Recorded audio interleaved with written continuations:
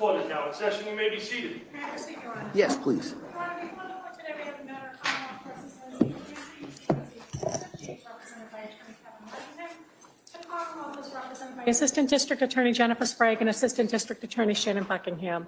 All right, well, good morning, everyone. Good morning, counsel. Morning. Good morning, Ms. Clancy. Good morning, Your Honor. All right, so are we ready for the jury? We are. All right, so what we'll do is can I see counsel just very briefly, just in regards to today's schedule?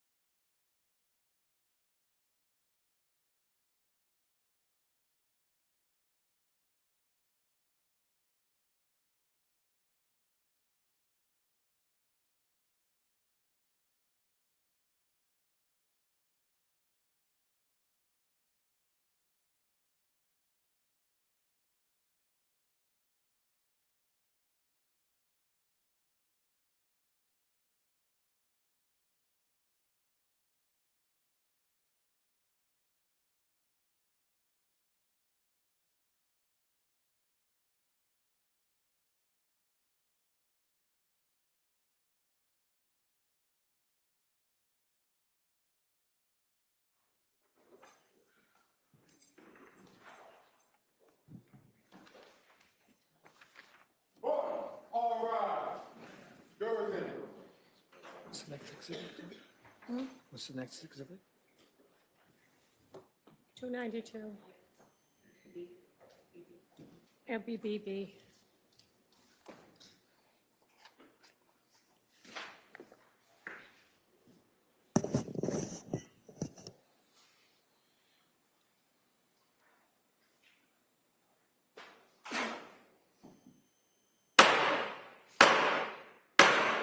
Hey. All persons having anything to do before the Honorable William Sullivan, Justice of the Superior Court, now sitting at Plymouth, within and for the Commonwealth.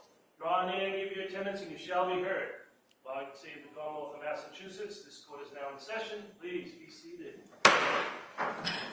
Good morning, Your Honor. May I proceed? Yes, please. Your Honor, before the court today, we have the continuation of the jury trial in the matter of Commonwealth versus Lindsay Clancy. Ms. Clancy is present. She is represented by Attorney Kevin Reddington.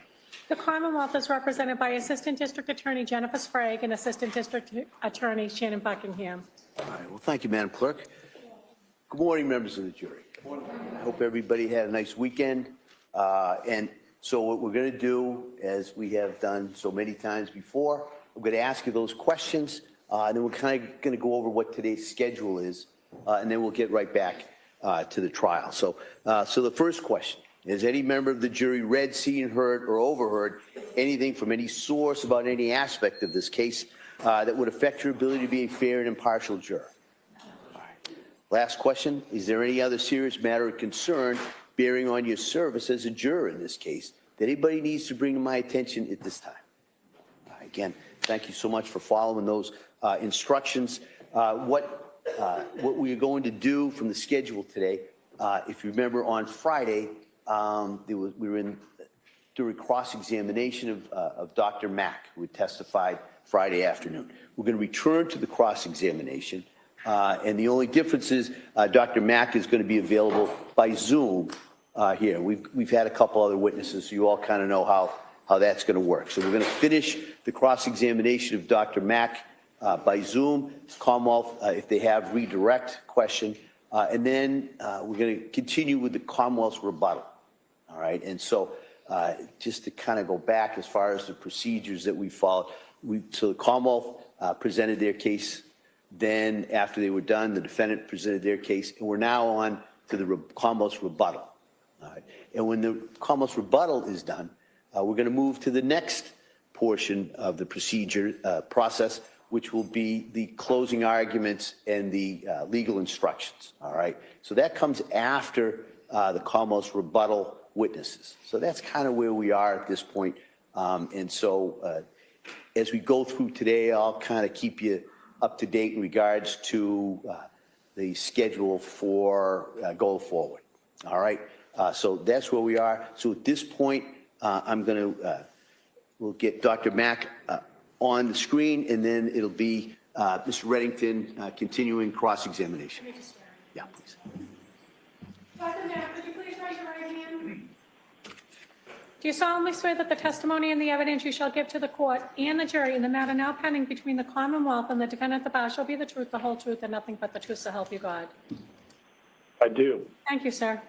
All right, Attorney Reddington. Thank you. Sir, how many times have you testified in courts on the issue of criminal responsibility? I would estimate 1 or 2. So if you estimate 1 or 2 times, would this be your 3rd time? By that estimation, yes. Okay, so it's not by my estimation, though, it's by your estimation, and you would know better than me, right? Yes. Okay, so this is the 3rd time in your career that you've testified on a criminal trial on the issue of lack of criminal responsibility. Is that correct?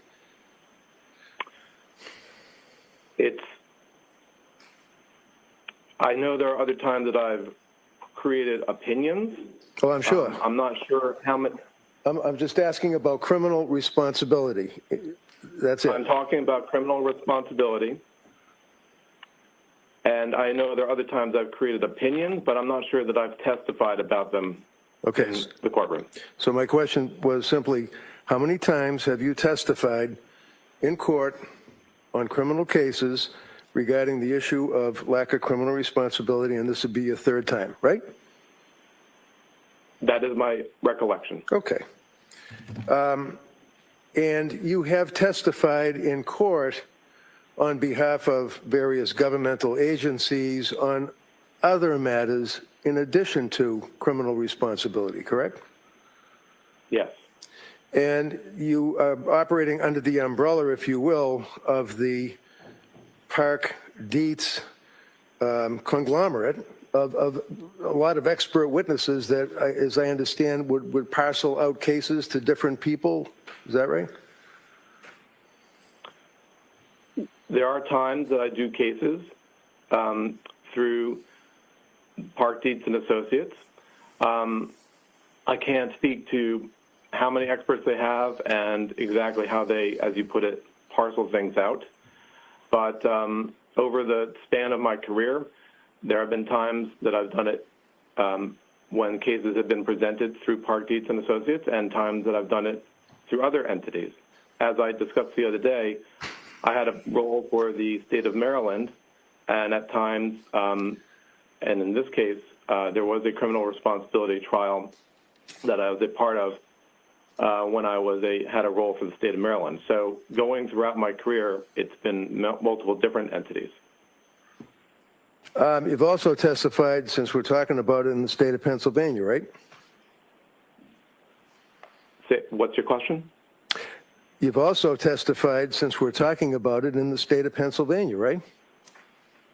I believe I have. Was that at Park Dietz, or was that you individually or one of your other entities? You'd have to specify which case. Commonwealth versus Torres, 342 MAL 2021, Pennsylvania. Can you cite that case again, please? Sure. Commonwealth versus Torres, 342 MAL 2021, Pennsylvania, where the court held that that would be Abram Mack, was apparently certified only in child and adolescent psychiatry. You lacked forensic certification to testify in the field that you were ostensibly going to testify in. Does that refresh your memory? No. Did you testify in? Did you testify in Commonwealth versus Torres in Pennsylvania? I don't remember. How about Commonwealth versus Carter in New Jersey? You remember that one? No. Do you recall that the court held on an appeal that you used an approach that fell below the standard of forensic practice? No. How about Feder LeBron versus the Secretary of DCF, 710 Fed 3rd, 1202 in Florida? You remember that case, I'm sure, right? I do. And in Feder, there was a gentleman, Mr. Feder LeBron, who was a Navy veteran, who was a single father and had a child. And he was a member or a person that was able to get benefits from what's called TANF, T-A-N-F, Temporary Aid to Needy Families. You remember that? I do. And the state of Florida decided that because needy families consisted of either minorities or drug users or people that would not be reliable to work in the confines of working underneath the TANF, so they wanted to have blood testing and drug testing of all the people that were temporary aid to needy families, right? That's your conception of what was happening with that. Well, it's my conception from reading the case, sir. Do you agree, sir, that TANF is an acronym for Temporary Aid to Needy Families? Yes, it is. Do you agree, sir, that this gentleman, Mr. Feder LeBron, was a plaintiff in a lawsuit against the state of Florida? Yes. Do you agree, sir, that it was in federal court? Yes. Do you agree, sir, that in federal court, the court held that, in fact, you were unqualified to give an opinion that you attempted to give, saying that it was perfectly appropriate to test by way of urine or blood people that are benefiting from the TANF program, because your testimony was that they belong to a class of people that I guess had to be tested, right? I don't agree with your conceptualization.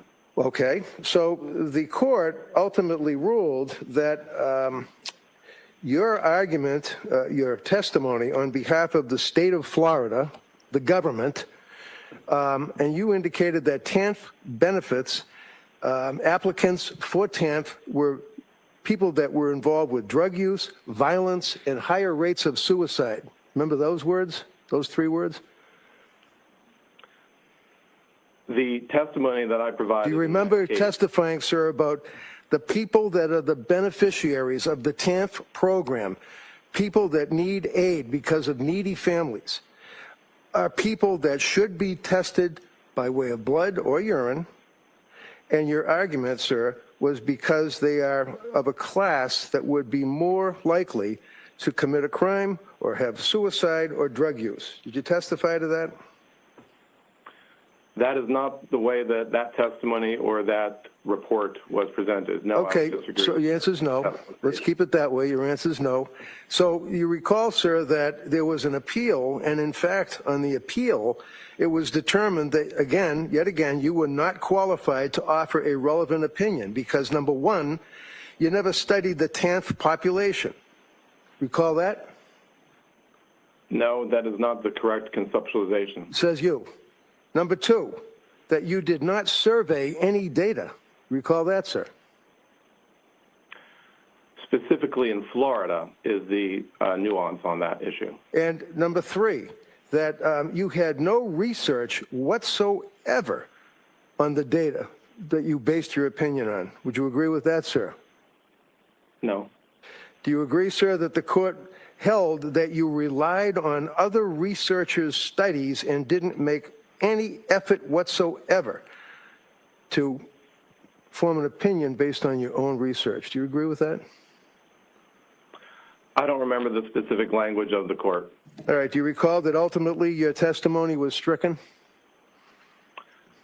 No, I don't believe that it was stricken. Okay. In any event, sir, you would agree with me that you have a memory of Avram Mack being subject to this attack, if you will, by the attorneys on behalf of the people that were involved with TAMF, right? You remember that much, right? Yes, Okay. I do. Thank you. Now, in summary, sir, you're here to testify in front of this jury regarding your testimony and opinion that you've given regarding Lindsay Clancy's state of mind at the time of the killing of her children. Is that correct? Yes, And you evaluated her in 2026. Is that right? yes, So you really evaluated her about 3 years after the incident that occurred in January 22, right? January 2023. So you do recall the date that the incident occurred, 23, right? Right, so to answer Okay, your the question about answer is right, yeah. okay. And in reference to your answer, sir, you would agree with me that there was a significant passage of time between the incident in 2023 and when you saw her about 2 or 3 months ago, right? Correct. Okay, and you drove out there with the guy that's going to be in here testifying in about an hour or so, Helbrun. Is it Helbrun or Heilbrun? When you say that I drove out there, I'm just asking the guy's name. Is it Helbrun or Heilbrun? you'll have to ask him how he likes to pronounce it. Well, did you know how to call him or what to call him when you were out there with him for 2 days at Tewksbury? Kirk. Kirk, okay. And you met Kirk, I imagine, that morning that you were going to evaluate Lindsay? Yes. And what was the date that you evaluated her? Was it February I date? think the first date was April 10th. Okay. The second date was April 12th. And those were the 2 days that I was there. Right, because Kirk had to give her psychological testing on the middle day, right? Correct. Okay, so did you stay in a hotel or a van, or where'd you stay? You're asking me where I stayed? Yeah, I don't want to meet up. I just want to know where you stayed. I stayed in Massachusetts. Where? I believe in Wellesley. Where? Was it like Holiday Inn? Was it a Ritz-Carlton? Where? A private home. A private home, okay. Kirk didn't stay there, did he? I don't know. You don't No, know? he didn't stay there. He didn't stay there, that's for sure. Okay. So in any event, you must have had plans to meet up with Kirk at Tewksbury Hospital, right? I did meet Dr. Halbrun at Tewksbury Hospital, yes. Okay, I'm calling him Kirk because that's what you told me is that you refer to him as. But Dr. Hoffman, how do you pronounce it? I believe it's Halbrun, but you'll have to ask him how he prefers it. Okay, I will. And then did you meet him in the parking lot of Tewksbury? Yes, I think that's right. And Or you in the had, lobby. sorry, what'd you say? Or in the lobby. Okay. So when you went there on that date in April, the first day, you already had your information that you were able to form your opinion based upon. Is that right? At the time that I initiated the examination, I had reviewed records related to Ms. Clancy, but creation of the ultimate opinion. No. I'm asking about the records, sir. Real simple. The records that you reviewed. You had already reviewed them before you went to Tewksbury Hospital. Is that fair? Yes, Okay. And the records would be, obviously, cell phone extraction records, yes? I don't know exactly when I reviewed those cell phone records. How about defense expert forensic psychiatric evaluations? Dr. Philip Resnick, Dr. Margaret Spinelli, you reviewed the reports that were already prepared by my experts. Is that correct? And also Dr. is it Zeisel? Zeisel, yeah, thank you. Okay, because I had sent them to you, isn't that right? You had sent them, I believe, to Dr. Heilbronn. To Dr. Who? I'm sorry. I think Dr. Kirk Heilbronn. And I think he was able to give them to me. Okay, fine. So you also were able to review Division or Department of Children and Family Records dated February 3rd of 2023, correct? Correct. And those would be records that pertained, obviously, after the death of the children, but it was just an interview of Patrick, the father, and Lindsay's husband, right? That's what those were. That was a substantial component of that, but that was the DCF evaluation that occurred, and they, I believe, interviewed him when he was at Boston Children's Hospital. Okay, all I'm asking is that the DCF, in other words, there's no DCF records that shows that Lindsay was abusive to her children, right? I don't think that that was necessarily the conclusion of that report. Well, it wasn't the conclusion of any report. There were no other reports other than February 3rd, correct? Yes, that's right. Okay, and that would be interviewing Pat, the father and the husband, right? As I said, I think effectively that Okay. is the core component of that report. Okay, that's the component of the report. The answer is yes. You also had medical records from Astor Mental Health Records, right? Yes. That would be Jennifer Tufts, Yes. Jennifer McAllister, right? I'm not sure if that's the name of another doctor in that practice, but substantially Astor Mental Health included the work of Dr. Tuff. Dr. Tufts. And how about nurse practitioner Gelada? Did you review her records as well? The records of hers that came from the organization that she worked in, yes. What organization was that, do you know? I'm not exactly recalling the title of it, but I believe it's South Shore Mental Health, but I'm not exactly sure of the exact title. Boston Children's Hospital, Brigham and Women's Hospital, and McLean Hospital records. You reviewed them, correct? Yes. Spalding Rehab, right? Yep. Tewksbury Hospital from March 27th of 23 up through April 1st of 26, which is a little bit before you saw Lindsay, right? Correct. They were about 7,000 pages, a lot of paper, right? Yes. Toxicology records, police reports, grand jury testimony, you read all that too, right? Correct. Police interviews of witnesses, right? Correct. And you had met with, I imagine, or spoken to, by telephone perhaps, with the district attorneys, the prosecutors here. Yes. And where did you meet them? The prosecutors? Yeah. Only by phone. Okay, so you met them by phone. When was that? I don't know offhand when that was. How long was the conversation? I don't recall. It could have been somewhere between 15 minutes to 45 minutes.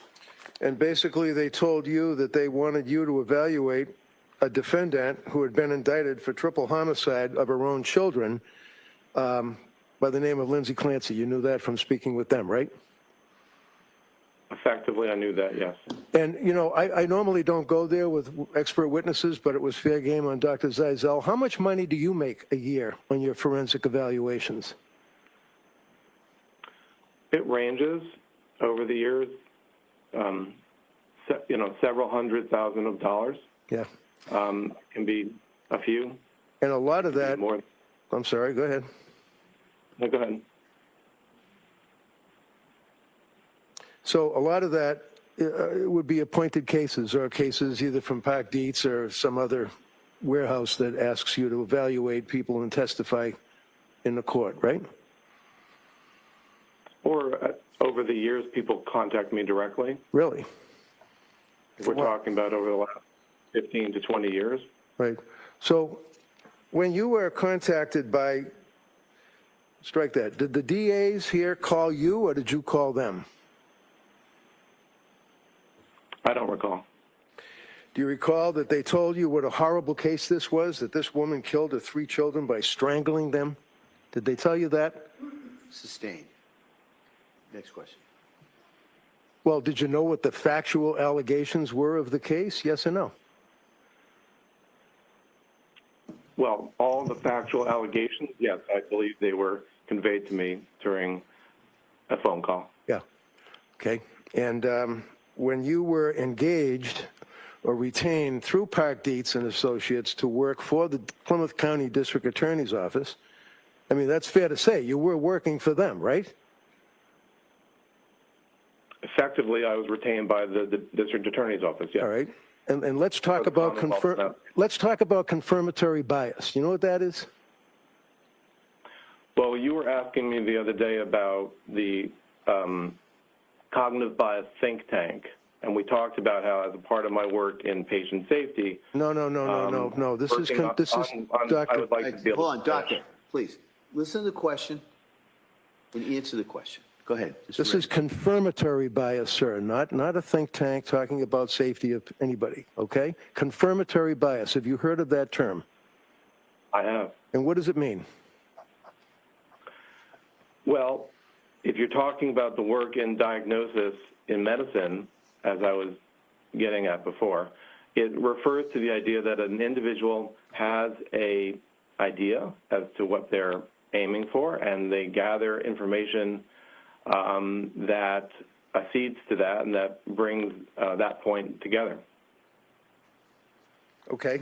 So would you agree with me, sir, that when you are retained in your practice, working whether it's for Dietz or somebody else, and you are engaged by a prosecutor, such as the Plymouth County DA's office, is it fair to say that you go into your work and your evaluation, and I hesitate to use the word investigation, but you have a confirmatory bias? You're hoping that you're going to be able to help them out, right? No. No. Okay. So you had read all this material, you had spoken with the prosecutors, and I imagine you had done a team back with Kirk Heilbrunn, right? A what? You talked to Kirk Heilbrunn about the fact that you guys were going to go in and evaluate Lindsay, right? We had worked with the prosecutors, and I believe them with you. No, you didn't. Excuse me. You didn't work with me. What do you mean? You didn't work with me. I imagine there was interactions in terms of setting up the dates on which this would occur. I had nothing to do with it. My office manager, Laura Mather, would have done that. I had nothing to do with it, sir. Yeah, okay, next question. So when you went out there on the 2 days that you went out, forget the middle day, because that's when Kurt was by himself. When you went out there, the two of you met in the parking lot or the lobby, one or the other, correct? Yes. Yes? I said yes. And the purpose was to go interview her, right? Ms. Clancy, yes. So you guys go down the hallway, you go in the elevator, you go upstairs to the locked wards, they have to open the door, they have orderlies and people that escort you. Is that right? Yes. You have to sign in, you have to have ID because it's a locked ward, right? Effectively, yes. Effectively. And the two of you, you and Kirk, go into a room where she's sitting in her wheelchair by herself so that you two of you can interview her. Is that correct? Yes. For how many hours did you interview her the first time? First day, it was roughly ended up being about, I think, 4 or 5 hours. And have in mind, sir, as counsel has already elicited, she's incontinent. She has issues because of being paralyzed and had to have a break, didn't she? She did not ask for a break. Oh, she was able to power through the 4 hours? I don't know if that's the appropriate way to frame it. We took a break. During the interview, we discussed the schedule that she has for catheterization, if that's your question. So you and Kirk Heilbrunn sat down and you questioned Lindsay, the both of you together or one at a time, or how'd that work out? One would ask questions, and if another one had additional questions to ask about that particular topic, then the other would ask. And she was, fair to say, she was pretty cooperative with you guys, right? Yes. She was polite, she was affable, right? Yes. She answered your questions, right? Yes. And then when you concluded that first day, then the next day, Kurt Heilbrunn went on his own to Tewksbury and had another multi-hour interrogation, questioning, or whatever of Lindsay, right? He was there for a second day for psychological testing. So you're aware of the fact that he was there for psychological testing, right? Yes. Now, a psychiatrist doesn't do psychological testing, the psychologist does, right? Typically, that's true. And there are a number of tests that are administered to people when they are being evaluated for purposes of a criminal case such as this, right? There is a number of different tests that test different aspects of an individual's psychiatric or psychologic or cognitive functioning. Right. Like, for example, you want to determine, I would imagine, whether or not they're lying or exaggerating or minimizing their symptoms, right? That's always an interest, yes. And it's of interest because if a person is, in fact, masking or lying about their mind, trying to fake out an evaluating forensic psychiatrist or psychologist, when you say that's of interest, that's something that can be a test result that a jury could look at, right? Well, I'm not sure if there's a test that specifically states a person is lying. No. You ever heard of the MMPI? I have. Okay. You ever heard of the K scale? Yes. What is that? Well, the K scale is among the internal validity scales of the MMPI. The Okay. MMPI is an assessment of the individual's personality. Okay. So let's focus on the K scale, sir. When you say that it's a, let me ask you again, what is your understanding of what the K scale is seeking to find out? I answer this in the context of the purpose of the MMPI and what the MMPI is designed. What are you smiling for? This is not funny, sir. Sustained. Next Well, question. you know- Next question. MMPI, K scale, focus. What does it mean, sir? So the MMPI is an assessment of personality, and it is a set of questions that the individual responds to provide the test and to provide the user of the test to understand what is their personality like. The K scale is a set of questions embedded in the MMPI that are designed to see whether or not the individual is exaggerating in their responses, generally speaking. Okay. Or lying, right? They call the K scale the lie scale, right? Well, if you're simply referring to your own personality style, the issue is whether or not the answers are reliable or valid. It's not a matter of assessing if the person is lying on the MMPI. Does the MMPI assess to any degree whether or not a person is lying, in your opinion?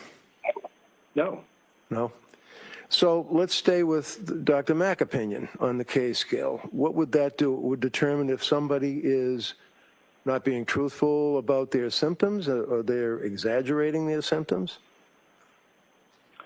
Well, the MMPI assesses the individual's personality and their thoughts about themselves. So the question is how to get an accurate reading of the person's personality. If it is the case that they are having a deviation on the K scale, then you might not utilize the MMPI as a whole. But So the MMPI is not designed in a sense as a lie detector. So what does that mean, sir, when you say if there's a manipulation of the K scale? What does that mean? I don't think I used the word manipulation. What word did you use? I may have said deviation. Okay. So if there's a deviation on the K scale, according to you, what does that mean?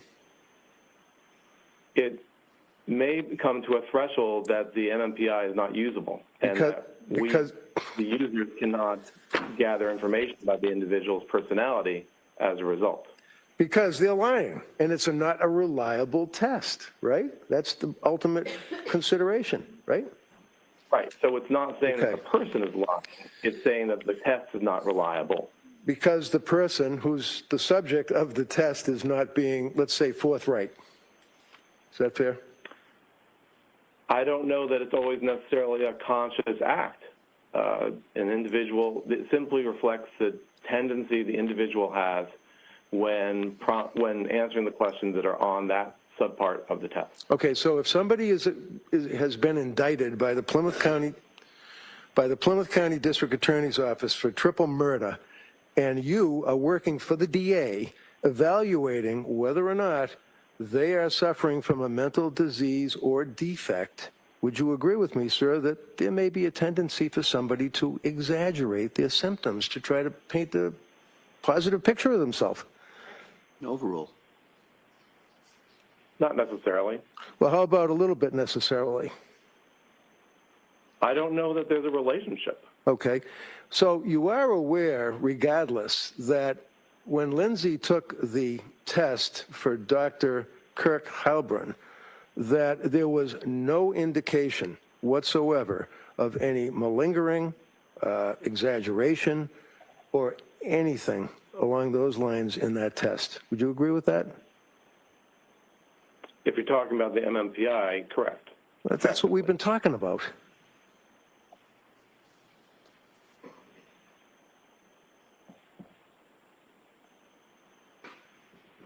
I don't know. We're looking at each other. I wasn't sure if he was going to answer, but why don't you ask the next one? Yeah, okay. So you, tell me again what your answer was, sir? That effectively, that's what the testing elicited, that her K scale effectively, it was a valid test. Okay. Now, you, in your review of all of the records, Tufts, Gelada, McLean, you knew that one of the healthcare providers, which would be Gelada, was focusing on the possibility that Lindsay could have been suffering from bipolar 2. Is that right? I am aware that that was on her mind, that that was something she was concerned about, yes. And bipolar 2 is quite common, is it not, sir, as a precursor of a person who is suffering from postpartum depression or postpartum psychosis, right? I don't understand your question. Okay, well, how about, is it appropriate in Dr. Mack's opinion to give a person suffering from bipolar 2 or bipolar 1 an SSRI? An individual, there is a need in one's practice, traditionally at least, that if an individual might be suffering from bipolar 1 or bipolar 2, to avoid using SSRI medications. However, that has been reduced in terms of our worry about that over time, but that was maybe 20 years ago, 15 years ago, something that psychiatrists were more concerned about, but the concern has lessened over time.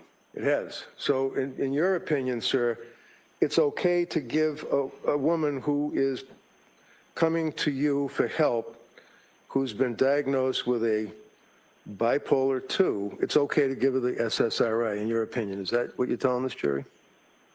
That's not what I said. Oh, okay. Tell me what you said. I said the concern about the relationship between SSRIs and mania or bipolar disorder has lessened, but that doesn't necessarily mean that people's practices have changed. And when you say mania, what does that mean to you, sir? Mania is a state defined in the DSM. I believe we discussed this the other day. Go ahead. What is it? What are the symptoms of mania? So mania is a condition, and it's defined not only by the symptoms that I'm going to mention, but also by a time frame. And as we discussed the other day, it is a mood state that is used as a building block for bipolar type 1.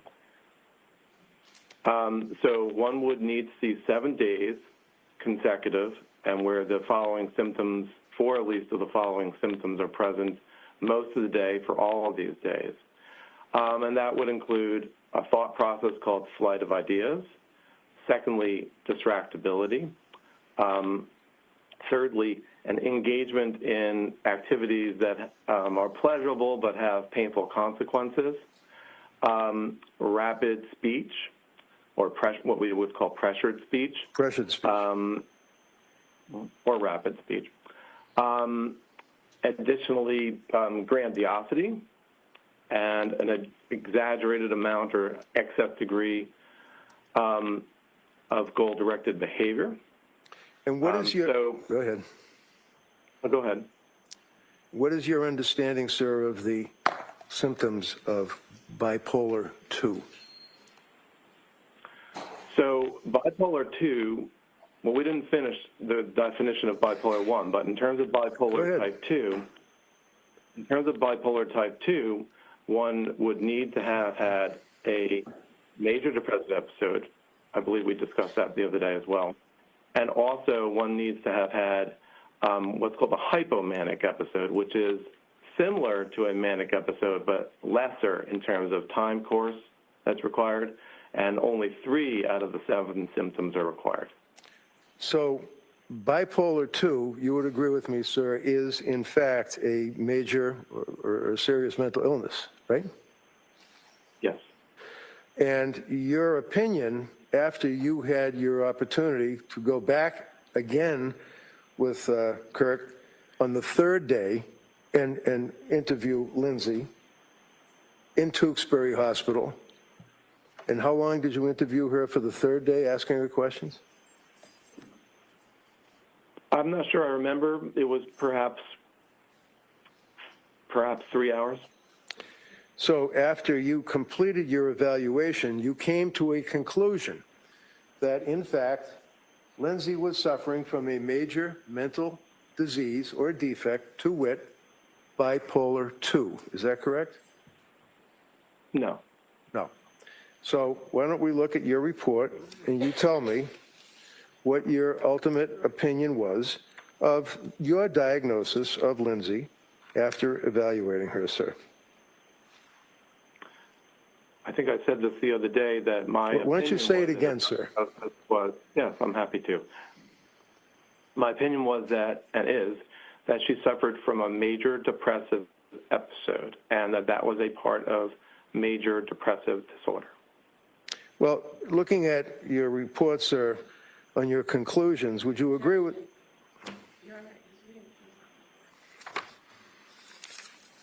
So do you have your report?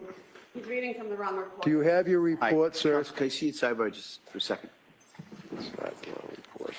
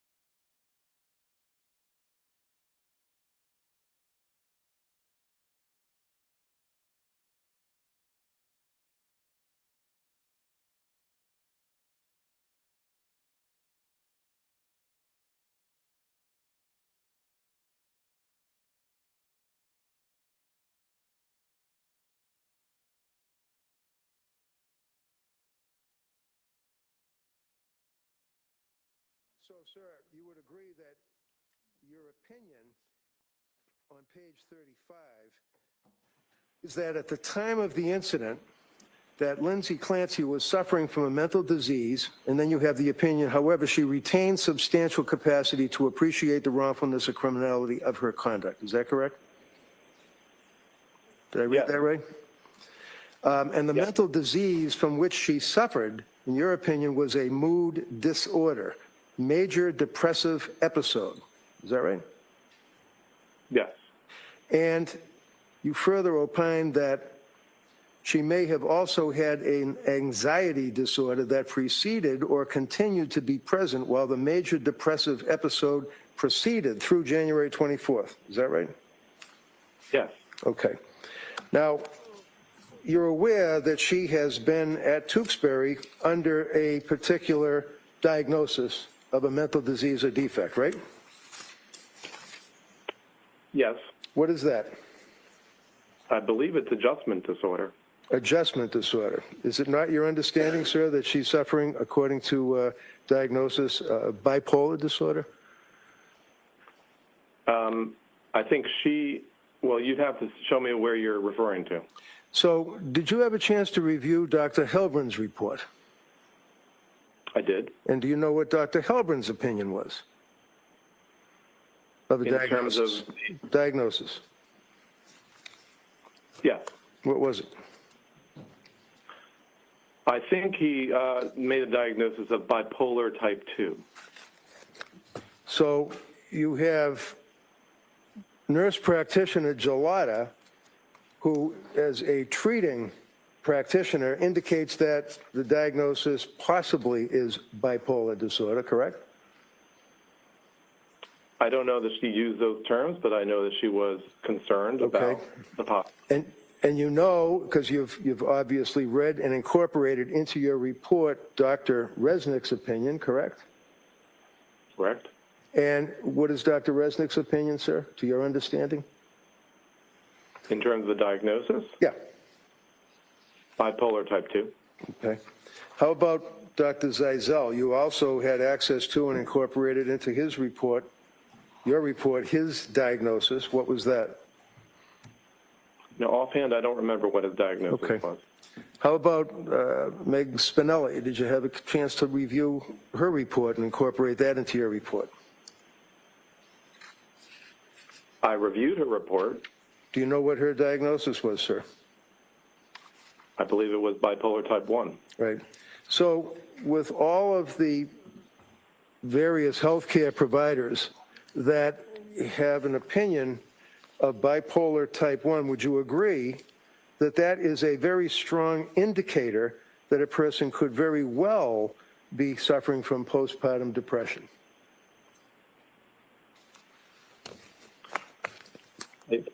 I'm confused by your question because that last piece is not necessarily inconsistent with the diagnosis of major depressive episode. I'm asking you, sir, about The your... question I discussed the other day was when that specifier is able to be used, that would be a diagnostic question.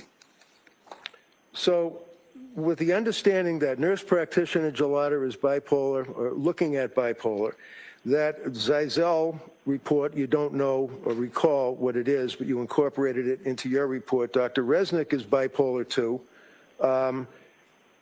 You feel that this is or is not indicative of a precursor to a person suffering from postpartum depression? It's in the books, in the articles, right? Your use of terms, to me, seems apples and oranges. The Okay. question of postpartum depression would be, does the person have a mood disorder, and is it in the time frame following birth? I can't hear you, I'm sorry. So- sir. I can't, can you say that again, please? We're talking about categories that are not aligned with each other. No, I'm asking you what your answer My was, okay? diagnosis- What's your answer? You'd have to restate the question. Okay. You recall Friday, sir, that you were talking about onset of postpartum depression symptoms occurring within a particular time frame. Do you recall that, sir? The diagnosis would No, be my a question is depressive simple. Do you episode. recall saying what the time frame was Friday? I'm trying to answer your question. What is the time frame? The time frame designated for the diagnostic specifier called with postpartum onset is 4 weeks. Okay. And that's your opinion, right? Well, I believe that's what the DSM says. It's Okay. a 4-week So period let's in talk which about the 4-week period. The 4-week period in which that specifier may be added. Okay. You recall saying The that diagnostic rule. you recall saying that a person can be postpartum and it has to be within 4 weeks. Do you recall saying that Friday? What I would have intended to say. No. Which I believe What did you say to the, come on, what did you say to the All right, jury hold on, last hold on. Friday? Doctor, please listen to the question and just answer the question as asked, okay? And then if the Commonwealth has any redirect, they can follow up with their questions. Go ahead. Thank you. Do you recall saying that? The person has to be postpartum within 4 weeks, according to the DSM? Recall saying To that? meet that specifier, yes. Right. Well, do you understand, sir, that every woman that has a baby for the rest of their life is postpartum? Because postpartum, quite frankly, means having a baby, right? Sure. So, But that wouldn't be the specifier of with postpartum onset. yeah, but you in the can't, DSM. postpartum is not a disease, doctor. Right, Postpartum, it's an appellation that is defined in terms of 4 weeks. okay, according to you, right? You understand that World Health Organization is different, right? If you're talking about the ICD, What is that time frame, sir? I'm not sure what it is. I think you said it was 12 weeks. How about the proposal to amend the DSM-5 text revision, or TR? What's the proposal for that? Well, there's a proposal specifically around the proposed diagnosis called postpartum psychosis, and for that, it's a 6-week period. So you've got 4 weeks, you got 6 weeks, you got 12 weeks. Would you agree, sir, that postpartum depression, postpartum psychosis can occur up to a year or even a year or longer? I don't know, but I am telling you what the DSM says in terms of how to diagnose it and how to code it. Okay. You would agree, sir, that she is at Tewksbury with a diagnosis of bipolar, right? That may be among her diagnoses. Okay. And she's on medication, right? Yes? And she hasn't had, over the past 3.5 years, any problems with sleep, anxiety, depression, symptomology of the same while she's been medicated at Tewksbury, right? She has not demonstrated any signs of mania. And she hasn't demonstrated any signs of anxiety either, has she, while she's been on the medication, the right medication, right? I note that she's complaining of anxiety. I'm not sure she's demonstrating signs of anxiety. Other than the fact that she's paralyzed and has to be in a wheelchair, she's not exhibiting the inability to bathe, the inability to emote, to have feelings, to talk to people. She's able to communicate with people, right? Yes. Okay.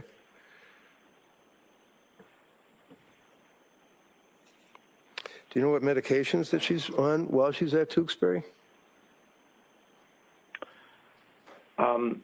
She's taking, I think we discussed this the other day, a low dose of Zyprexa, I believe clonidine and trazodone, and propranolol occasionally. Okay. Now, after you had a chance to review the medical records from Dr. Tufts, which would be from end of September of 22 up through October of 22, for example, initial prescription, right? I've reviewed all the records from Dr. Tufts, yes. And you recall what the first prescription was that she got, right? Sertraline? And that would be what, 25? Yes, Was that increased? it was. And was there an issue or a problem, according to Lindsay, when that was increased from 25 to 50? Yes. And what was the problem that she indicated to the doctor? She wanted to sleep, but she was finding it hard to sleep. She was unable to sleep for a period in excess of 48 hours, is what she said, right? I think it was at that point, yes. And also, she indicated that there was, in her opinion, a symptom that she didn't really have a need to sleep, even though she had gone 48 hours without sleeping, right? No, she wanted to sleep. Well, would you agree with me, sir? She was tolerating, she described that she was tolerating during the daytime and functional sufficiently without the sleep, but she found that she was trying very hard to sleep and she couldn't sleep. And do you recall her indicating that she did not feel, regardless of 48 hours straight without sleep, that she had a need? She said she didn't feel like she had a need to sleep. Did you see that in the records? I'm not sure that it would be characterized that way. Did you see, okay, did you see anything in the records? Wanted to sleep. All right, one at a time. Go ahead, Mr. Reddington. Did you see anything in the records that indicated that she complained of the fact that she had gone 48 hours without sleeping after she was on the sertraline, and then felt that she did not need to sleep, even though she'd been without for 48 hours? I don't exactly recall what was written by Dr. Tufts, but she described to me that in that period... Doctor, I'm asking you about the medical records, not what you think she told you 3 years later. The medical records. The medical records review the fact that she was not able to sleep. And would you agree with me that one of the symptoms, sir, that you would be concerned about as a psychiatrist is when a woman who is postpartum, after having a baby, is complaining of a number of symptoms, one of which is that she went a long period of time unable to sleep, but didn't feel that she had the need to sleep? That's textbook, isn't it? Well, the DSM textbook refers to a decreased need for sleep as the seventh element of mania. Okay, so that is an indicia of mania. Can I get that out of you? The way it's written is a decreased need for sleep. Okay. I don't know and that she had decreased need. And in She the was medical... trying very hard. Go ahead. I think she desperately wanted to sleep. Is that what you think, sir, or is that what your opinion is based on the medical records? That is my understanding based on the totality of the information. Okay. So is it your understanding that she also exhibited signs or symptoms of postpartum depression? So to the extent that she had depression in a period after having had a baby, that is not how DSM would refer to it, but as you said, everybody would be postpartum in that regard. So my opinion is that she had major depressive episodes in this year or within 4 or 5 months following birth. Sir, you're familiar with the postpartum psychosis. You're familiar with that, right? So there's the concept of having psychosis. Are you familiar with postpartum psychosis, sir? Yes or no? I'm familiar with a proposed diagnostic entity called postpartum psychosis and the idea that people can have psychosis as a mental disorder at other times. You're familiar with the Department of Mental Health in Massachusetts, right? Yes. You're familiar with the funding of the Department of Mental Health for the Massachusetts Child Psychiatry Access Product. You're familiar with that, right? No. Called the MCPAP, that focuses on postpartum psychosis and postpartum depression. Are you familiar with that, sir? No. Would you agree with me that when a person has a child and is within the postpartum period, that they may present to a doctor with symptoms that might lead the doctor to believe that they are suffering from postpartum depression? Would you agree with that? I'm not familiar with that particular program. I'm happy to. All right, I know you're happy, but I'm just asking, sir, about postpartum depression. Forget the program. You're not familiar with the program. We get it. I'm asking you now, sir, about your familiarity with postpartum depression. Yes. Okay. And there are symptoms of postpartum depression. Fair to say? Postpartum depression. Are there symptoms, sir? Yes. I am familiar. Okay. And forget the DSM. Let's just focus on the symptoms as you understand it for postpartum depression, which, according to you, has to occur within the first 4 weeks of birth. But quite frankly, it could be 6 weeks, it could be 12 weeks, it could be a year, right?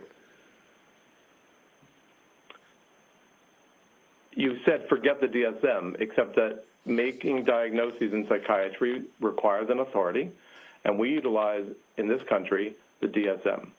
Maybe we shouldn't?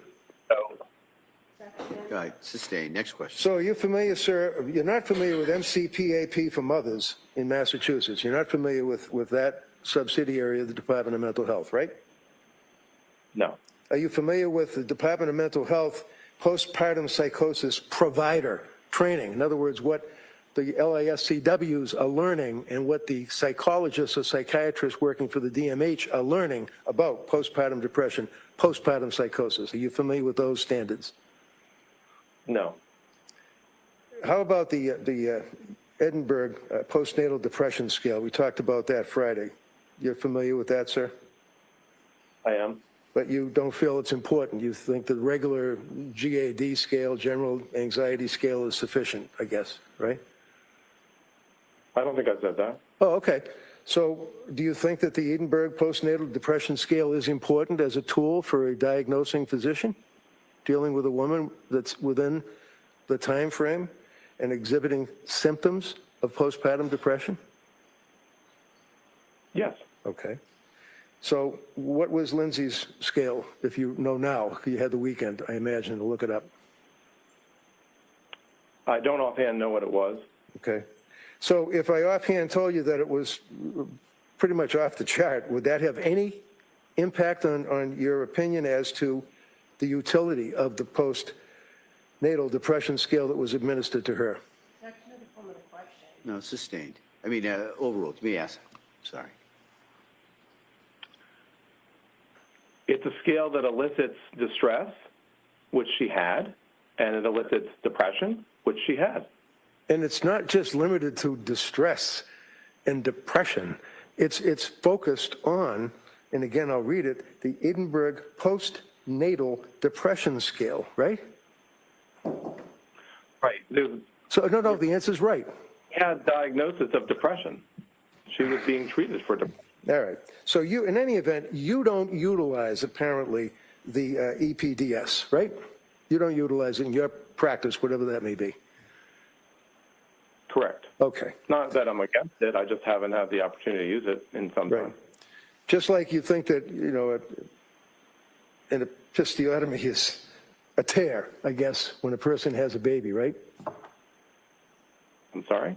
You remember Friday you said that when a baby is born and the woman suffers a tear, that you called it a particular name? An episiotomy. Right. When there's a need for repair for a tear, there are several different degrees. No, wait a minute. Hold on now. Hold one on. can have? Excuse me, sir. Friday you said that the episiotomy is, in fact, a tear. Do you remember saying that? I'm not sure exactly the wording. Did somebody tell you that you were way off base on that testimony Friday, sir? I'm not sure what you're referring to. I'm referring to you saying that an episiotomy is a tear. And it's not.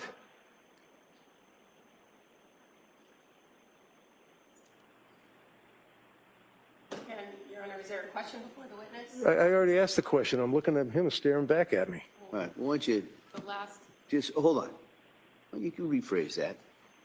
Do you remember saying Friday that episiotomy is a tear? Do you remember saying that to this jury, sir?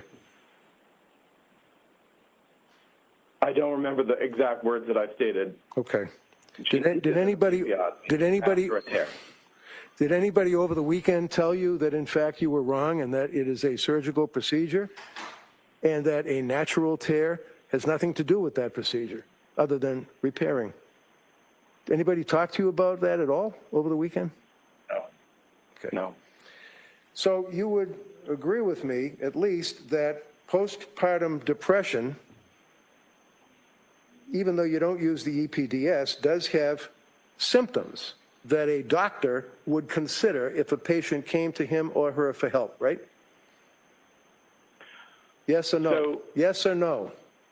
You're asking me about a condition which Right. is not the way that it's defined. I'm asking you, sir, whether or not you understand as a doctor that if a woman has a baby and comes to you because she is in trouble, that you would look for symptoms, would you not? Yes or no? Yes. Okay. Yes. And if the woman told you that she was less able to laugh, no emotion, unable to see the funny side, is that a symptom, sir, in your opinion, of postpartum depression? Yes or no? It's a symptom of depression. Was Lindsay Clancy complaining that she was unable to laugh or emote or see the funny side, if you will, of life when she went to see Dr. Tufts and Dr. Gelada? Do you recall that, sir? Yes. Okay. Okay, so let's just say the next issue would be stopped looking forward to things. You're familiar with that? People don't look forward to things, and what is that called? Anhedonia or something like that? Right. So that was one of the several elements of major depressive episodes that I referred to the other day. Right, but it's also one of the symptoms of postpartum depression, correct? They are the same. When Okay. you have depression and How- you meet the qualifier, then you can call it depression with postpartum onset. How about a person that comes to you and says that they're anxious and worried constantly for no good reason? Would you agree, sir, yes or no, that that's a symptom of postpartum depression, according to the authorities? So, Can you answer that yes or no, sir? It's real easy. Depression. Sir. And if it, All right, hold on. If you can't answer the question as asked, doctor, just say you can't answer it as asked, and I'll ask counsel to rephrase it. Go ahead. yes. So would you agree with me, sir, that the next symptom of postpartum depression would be anxious or worried for no good reason? So I can't that- answer that question. You can't. You can't? I said I can't. Okay.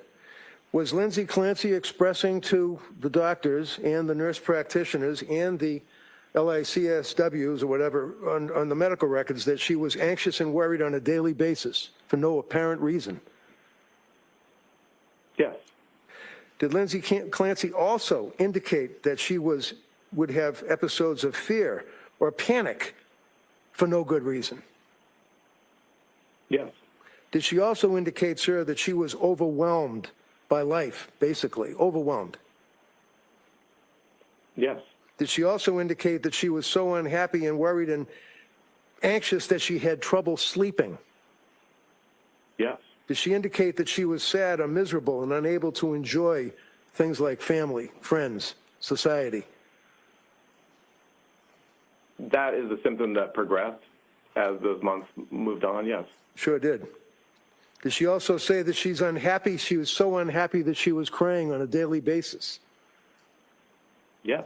Did she also indicate that she had thoughts of harming herself? Well, or suiciding. Yes. So if she's successful in harming herself and she dies, then it's suicide. Either way, it's a thought of harming herself, right? I don't think she had the interest of harming herself simply for the interest of harming herself. She had the interest of suiciding. And she wasn't successful, obviously, right? Are you referring to January 24th? So the postpartum depression, sir, which invariably involves the EPDS, which you don't use, consists of 1 to 10 symptoms, and she hits every one in the medical records that you reviewed. Is that correct? First of all, I'm not sure what you're... Well, I can't answer the question as you've asked it. I'll put it... Let's talk about postpartum psychosis, because that is something that can follow postpartum depression. Is that right? You're using terms that make it that I can't answer your question. Postpartum psychosis, you can't answer? You know what that is, don't you? Are you referring to the proposed diagnosis that we referred to earlier? The one I'm referring to the fact that this young lady was suffering from postpartum psychosis when she killed her kids. Do you know what postpartum psychosis means?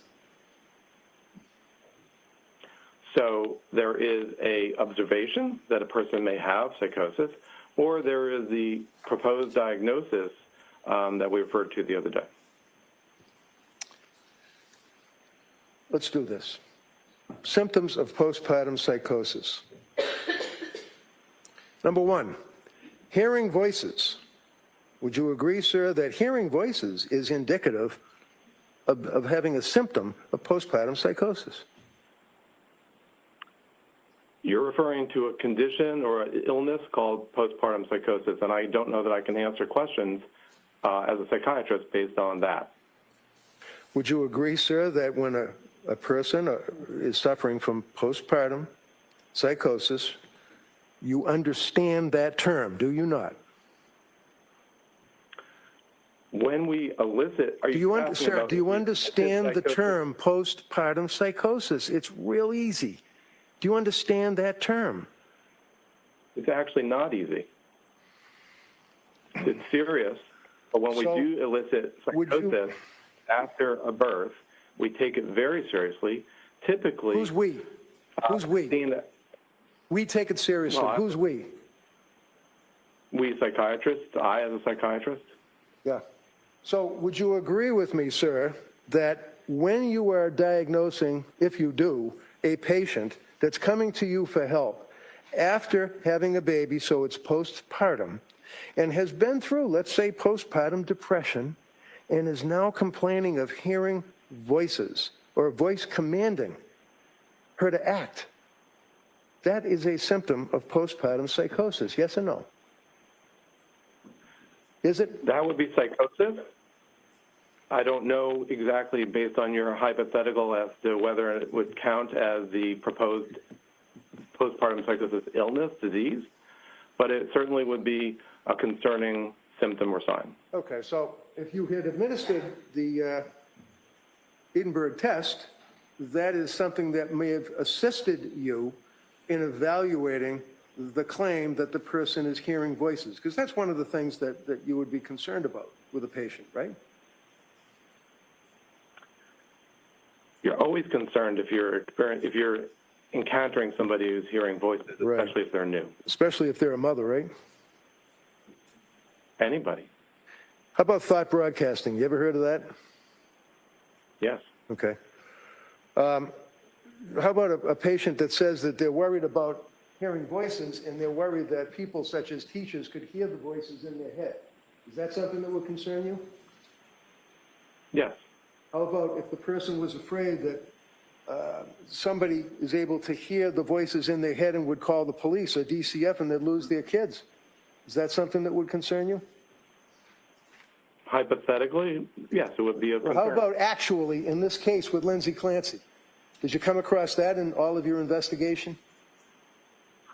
I came across, in my evaluation, a period where she worried that people could hear what she was thinking. That's different, first of all, from thought broadcasting. But in either event, as I've said, she was in a serious psychiatric state, and she was suffering. How about number 2, postpartum psychosis symptomology, delusional beliefs with distorted reality? Did she complain to Tufts or gelada about having distorted reality being disassociated. Things weren't real. Do you recall coming across that? So there were times that in the context of some of the medications she was taking that she felt that things weren't real, yes. Okay, so Or that my she felt, question, sir, uncomfortable. my question, sir, is whether or not she complained of that to her health care providers. You'd agree with me Yes. that she did, right? Yes. Okay. How about appears normal in between episodes, calm, even laughing? Would you agree with me, sir, that postpartum psychosis waxes and wanes? It comes and it goes, right? So are you referring to a particular I'm asking authority you a when simple question. Okay, Do you well- agree that postpartum psychosis waxes and wanes, that it can come out of nowhere and then leave, and a person can appear normal? They can even laugh. Would you agree with that, sir? Are you referring to postpartum psychosis and illness? Or the findings of psychosis in somebody who's postpartum? I am asking you about Lindsay Clancy, the young lady that's sitting right here that you're testifying against in front of this jury, telling this jury that she was responsible for the death of her children. You with me? I'm not sure I understand exactly the context that you just stated. Okay, But the if your context I'm question giving it about is, the natural course of an illness called postpartum psychosis. That illness has not been refined. It's not something that we in psychiatry, at least as far as I'm aware, can talk about as an illness where we understand its typical course and we okay, understand time out, time out. All right, hold on. Are you Let him telling, finish. Doctor, you done with that answer? I'm done. Okay, go ahead. you're telling me, sir, that you don't, basically, you don't believe or buy postpartum psychosis? Is that what you're telling me? I didn't say that at all. Okay. So you do believe that postpartum psychosis is a serious mental illness? I don't think it's a matter of belief or not belief. I'm aware of how to elicit the symptom or sign of psychosis. I am also aware that there's a proposal for an illness that would be recognized where we understand its typical course and how it progresses that has been proposed and that has not been approved for use in psychiatry in the United States. Approved by who? By the American Psychiatric Association, The APA, so you, Hold on. by the team that let me, if I can finish, by That's the the judge you're particular talking to, not body me. within the American Psychiatric.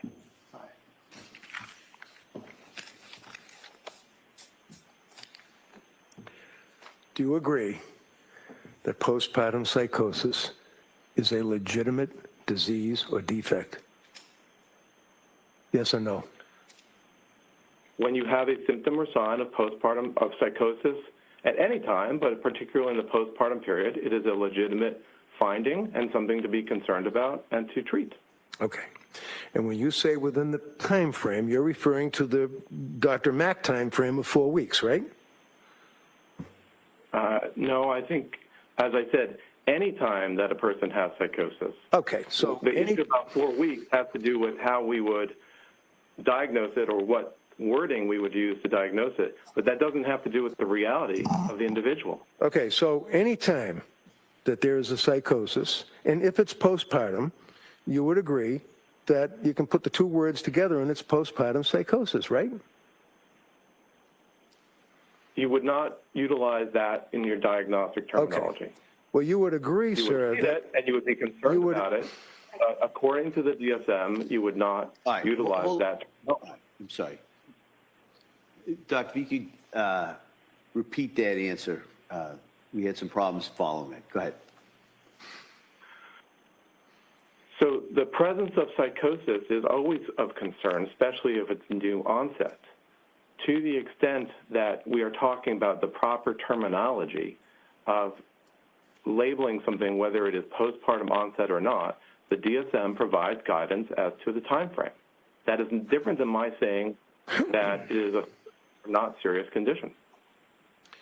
so symptom number one, complaint, according to the Mass General Hospital, major research project, along with the Department of Mental Health, dealing with postpartum psychosis, would indicate that hearing voices, a voice commanding her to act, is a symptom of postpartum psychosis. Do you agree with that? Yes or no? Just give me a yes or no.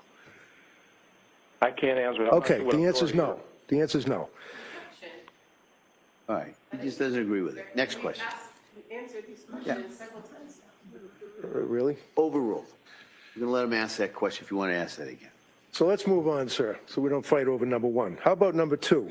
Delusional beliefs, distorted reality. Would you agree that that's a symptom of postpartum psychosis, sir? Yes or no? You said number one, number two. I don't know what authority you're referring to. Do you agree, sir, that a symptom of postpartum psychosis, in addition to the hearing of the voices, would be delusional beliefs and a distorted reality?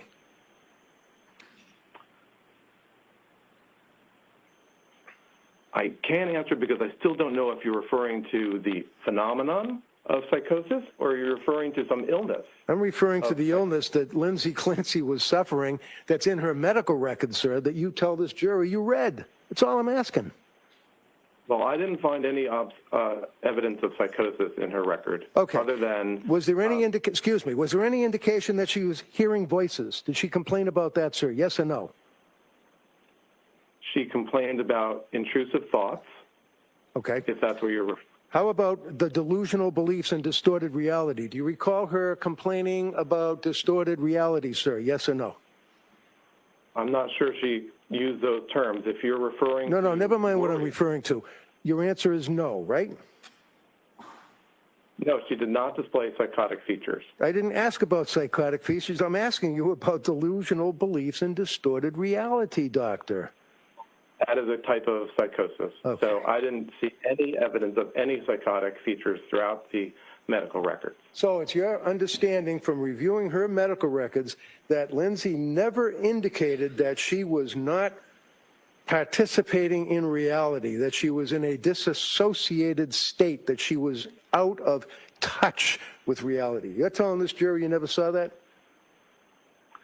I did see that evidence, that component that you discussed with your Right. Good. physician. Great. I don't see that as a sign, strictly speaking, of psychosis. It may have been in some cases, but Right. I don't see any signs of psychosis or delusions. Like in this postpartum psychosis, sir, you'd agree that delusional beliefs, distorted reality is a symptom, yes or no? Not waxing and waning with your answer, yes or no? Are you referring to an authority there? Doctor, I agree. Doctor, hold on.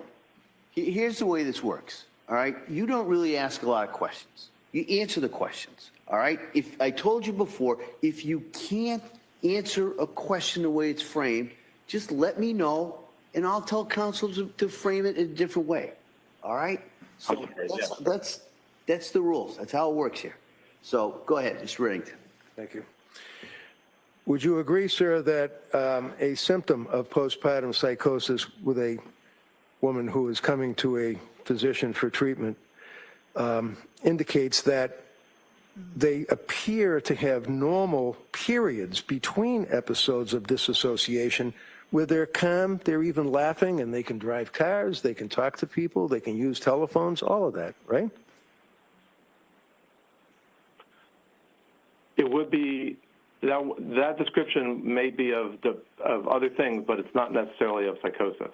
How about severe sleep deprivation, sir? Do you agree that severe sleep deprivation is a symptom when you're considering the whole of the patient complaining of various symptoms? Severe sleep deprivation is a symptom of postpartum psychosis. I can't answer the question the way you phrased it. Okay, so let's say postpartum psychosis, you're somewhat familiar with it, and would you agree that severe sleep deprivation is a symptom of it? I can't answer the question the way Okay, you you phrased can't answer it, okay. How about rapid mood swings? Would you agree that rapid mood swings are a symptom of postpartum psychosis, sir? I'm not sure I understand your question. Okay. How about a person saying that they're not herself? I want to be myself. I want to go back to being myself. I can't be myself. Is that a complaint that is a symptom of postpartum psychosis, sir? It might be, if the person has psychosis. Okay, the answer is it might be. Did Lindsay Clancy indicate that she wanted to go back to being herself? Yes. Now, did she also, was there any evidence, sir, of thoughts of harming her children? There were periods when she had impulses or intrusive thoughts about harming her children. And when you say intrusive, if I come to you and, if a person comes to you and postpartum psychosis is on your radar and says that they're having intrusive thoughts about harming their children, would you not ask them what that means? In other words, is it a voice in their head? Is it their thought process? What is it? Do you ask that question? Of course. Did anybody ask that question when she was complaining about having intrusive thoughts about suicide, for example? Did anybody ask her what that meant? Voices in the head or thoughts?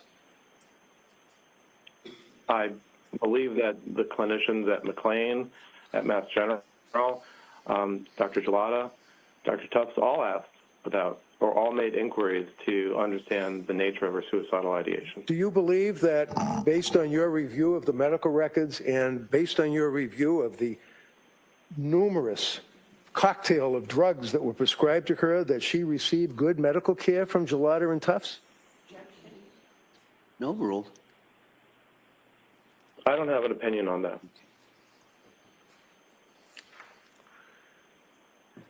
Did she complain that she was not herself and her family could see the change? Yes. Okay. Did she also complain of thoughts of suicide? Yes. Did she also have poor insight? I'm not sure that she had poor insight.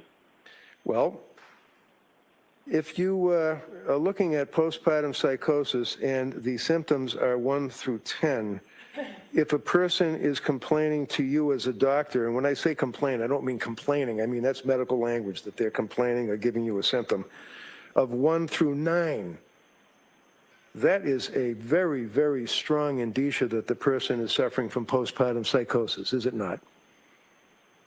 1 through 9, I'm not sure I can answer that question. Okay. How about blood tests? You think they're important when you're dealing with prescribing medications like Tufts was after a month? They can be. And do you think, sir, to a reasonable degree of medical certainty that a person should be given a basic blood test when you're prescribing these medications to them? No, overruled. There are some situations where blood tests are required or needed, and other times when psychiatrists may feel comfortable making prescriptions without such tests. So there is a further test that can be given that would actually determine whether or not a person's enzymes are reacting to the drugs, the narcotics that are being prescribed to them. Isn't that right? You say narcotics? Well, drugs, you know, sure. like sertraline or... Can you say the question again? Sure. Prescriptions. When a person is prescribed prescriptions, it is well within reason that a competent physician would, number one, take a simple blood test, right? It's possible. Okay. And I guess that's up to the doctor that you're seeing, right? Well, sure, or depends on what concerns the person may have, what's their medical history, what's your awareness of other factors that are affecting their biological health.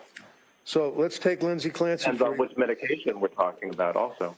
Let's take Lindsay Clancy, for example, sir. The medical records that you reviewed when she's dealing with Tufts and Gelada, did they administer any blood tests to her at all? Not that I recall. Is there a further analysis that can be performed on the blood that is drawn from the woman when she sees the doctor to determine whether or not there are enzyme reactions to the prescription drugs that they're prescribed? There are tests that can be done to determine the relative degree of one enzyme or another and how much they would do in terms of breaking down the medications, if that's what you're talking about. Well, that test wasn't administered to Lindsay, was it? I don't think so. In spite of innumerable, which we won't have to go through, complaints that she had and her husband about what was happening to her as a result of her postpartum as well as postpartum depression, symptomology of postpartum psychosis in conjunction with the narcotics, the drugs, the prescriptions that she was given. They never did any further testing, right? Correct. How about thyroid? Is that something that's important to you as a doctor dealing with a postpartum depression or postpartum psychosis? Thyroid would be important to assess in a person complaining of mood problems, yes. Well, how about a woman who is complaining that during the postpartum, which goes on ad infinitum, is complaining of postpartum depression symptoms and or postpartum psychosis? It's important to check their thyroid level, isn't it? It would be important to check thyroid in multiple different psychiatric conditions. So the answer is yes, right? The answer is yes. Well, I'm not sure that specifically answers your question. I don't care. Thank you. That's all I have, Judge. Okay. Commonwealth redirect?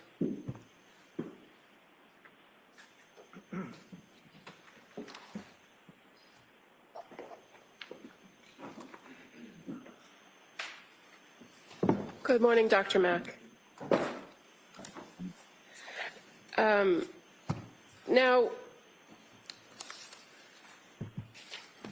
defense counsel kept referring to your investigation in this case. Do you see your role as an investigator when you're retained to do these evaluations?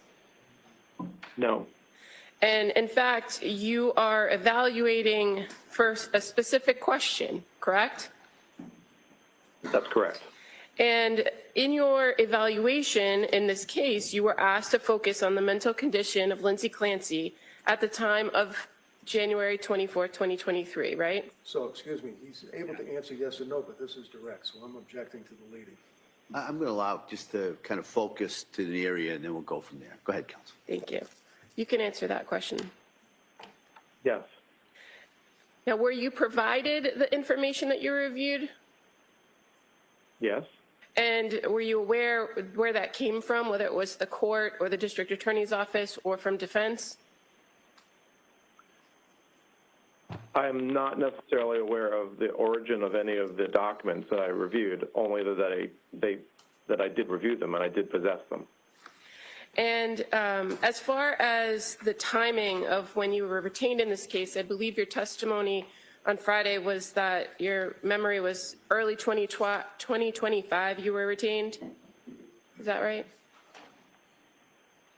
Yes, I would say that the initial discussion about it was at the end of 2024. I'm not exactly sure when the Commonwealth or the District Attorney's Office exactly made the retention happen, but I understand it to be early 2025. And you were provided a significant amount of information after you were retained, correct? Yes. And that information continued to come to you up until the point that you were going to meet with the defendant in April of 2026. Is that fair to say? That's correct. And were you able to set up that interview with her on your own? No. Is it your understanding that it had to be with the permission of the court and the parties? That's my understanding. And that date in April was a date that was provided to you as a date that you could go and speak with her, correct? Yes, the two dates, April 10th and April 12th. And in conducting these evaluations, is it standard or best practice to review as much information as you can prior to that interview. That's correct. And you were provided records from the Tewksbury State Hospital in the weeks prior to your interview. Is that fair to say? Yes. Now, when you're retained on cases, this case and any other, you're paid for your time and your work regardless of what your ultimate opinion is, correct? That's right. Can you explain to us the relationship that you have with Park Dietz and Associates? Yes.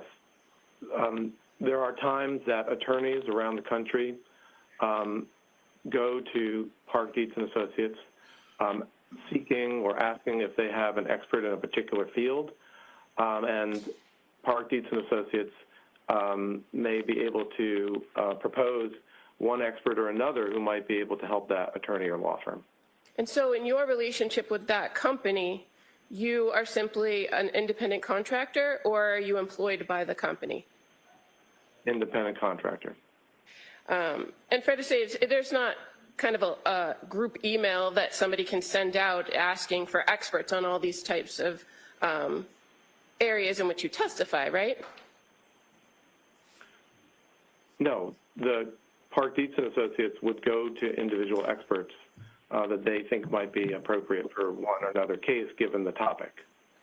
Now, you were asked some questions about Dr. Halbrin, and I think last week on Friday you indicated that you didn't know him prior to working on this case. Is that correct? Correct. I had never met him. And so is he a name that was familiar to you in your area of general psychiatry? I knew that he was another expert that works with the Park Dietz and Associates group, but I had never met him. And in fact, he's not a general psychiatrist, is he? I believe he's a psychologist. Okay. And so your focus is different than his focus, correct? To some degree, yes. Now, how did it come about that you and Dr. Halbrin ended up going to Tewksbury at the same time? Well, my memory is that to the extent that he also had been retained, that there was a need to that there was only going to be one opportunity for an examination by the prosecution. And so rather than create two different sets of interviews for Ms. Clancy, it was better to overlap them and have them happen concurrently. And in relation to the purpose of the interview with the person being evaluated, the defendant here, was there anything different about your approach and his approach as far as the information you were seeking to gather?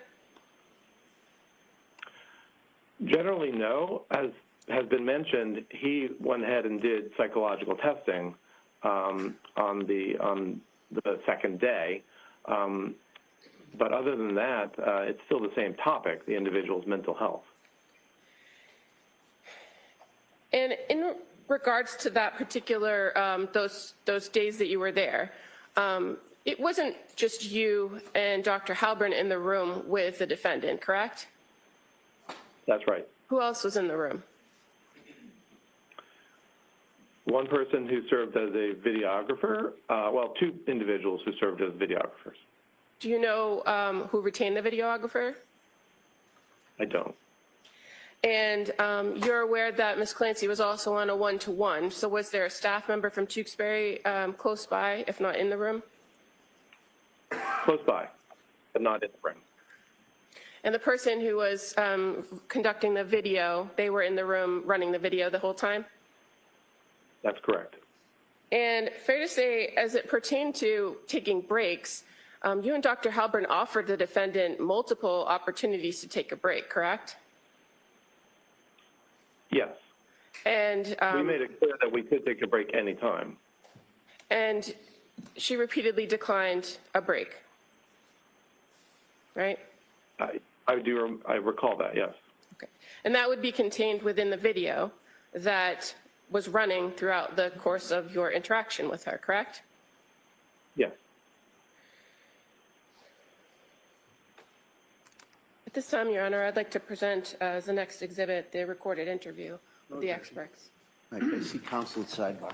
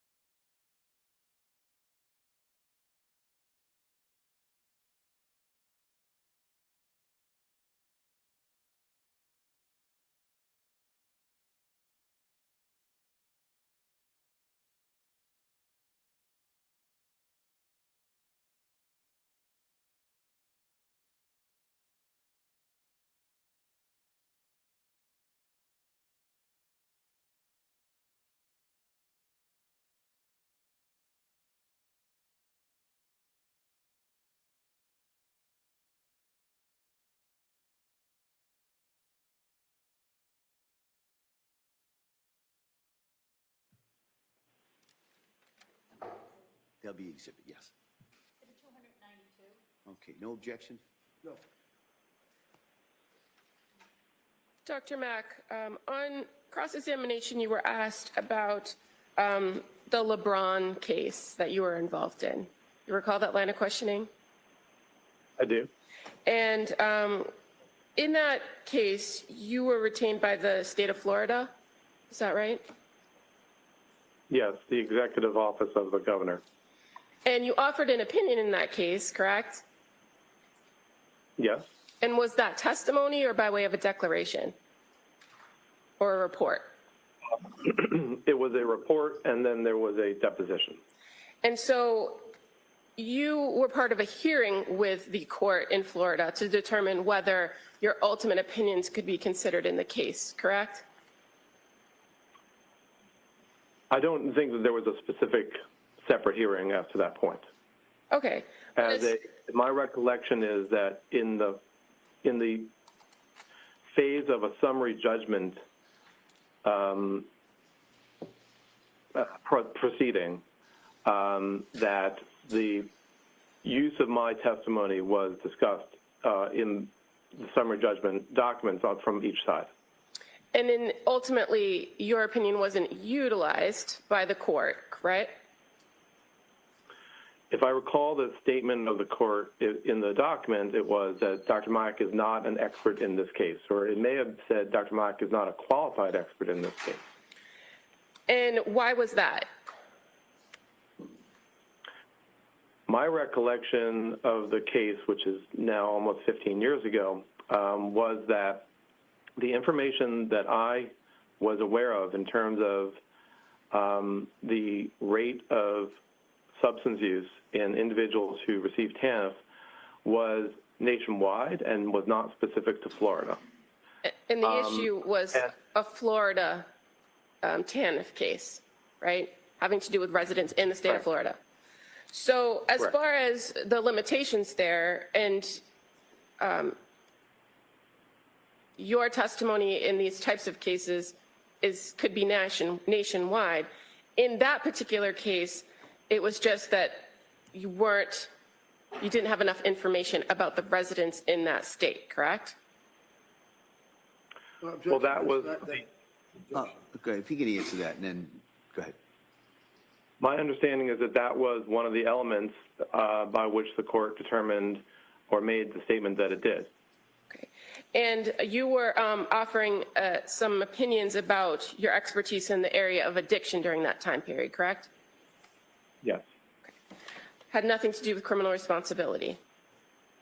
Correct. Now, you talked a lot with defense counsel about the DSM, so I don't want to go too far into it, but on Friday, you directed Attorney Reddington to a particular part of the bipolar and related disorder chapter having to do with specifiers. Do you remember that? Yes. And you directed him to page 173, which referred to the specifier with peripartum onset. Can you just explain to us first what is a specifier when we're talking about the DSM? Specifiers are a way in which the DSM allows a diagnostician to highlight certain details of the individual's presentation. But as I was mentioning the other day, psychiatric classification nowadays refers to the larger presenting symptoms that the individual has, and specifiers can be added on. So a person can have a severe mood disorder, and then one can add on the specifier with postpartum onset, or atypical features, or other specifiers that have been defined.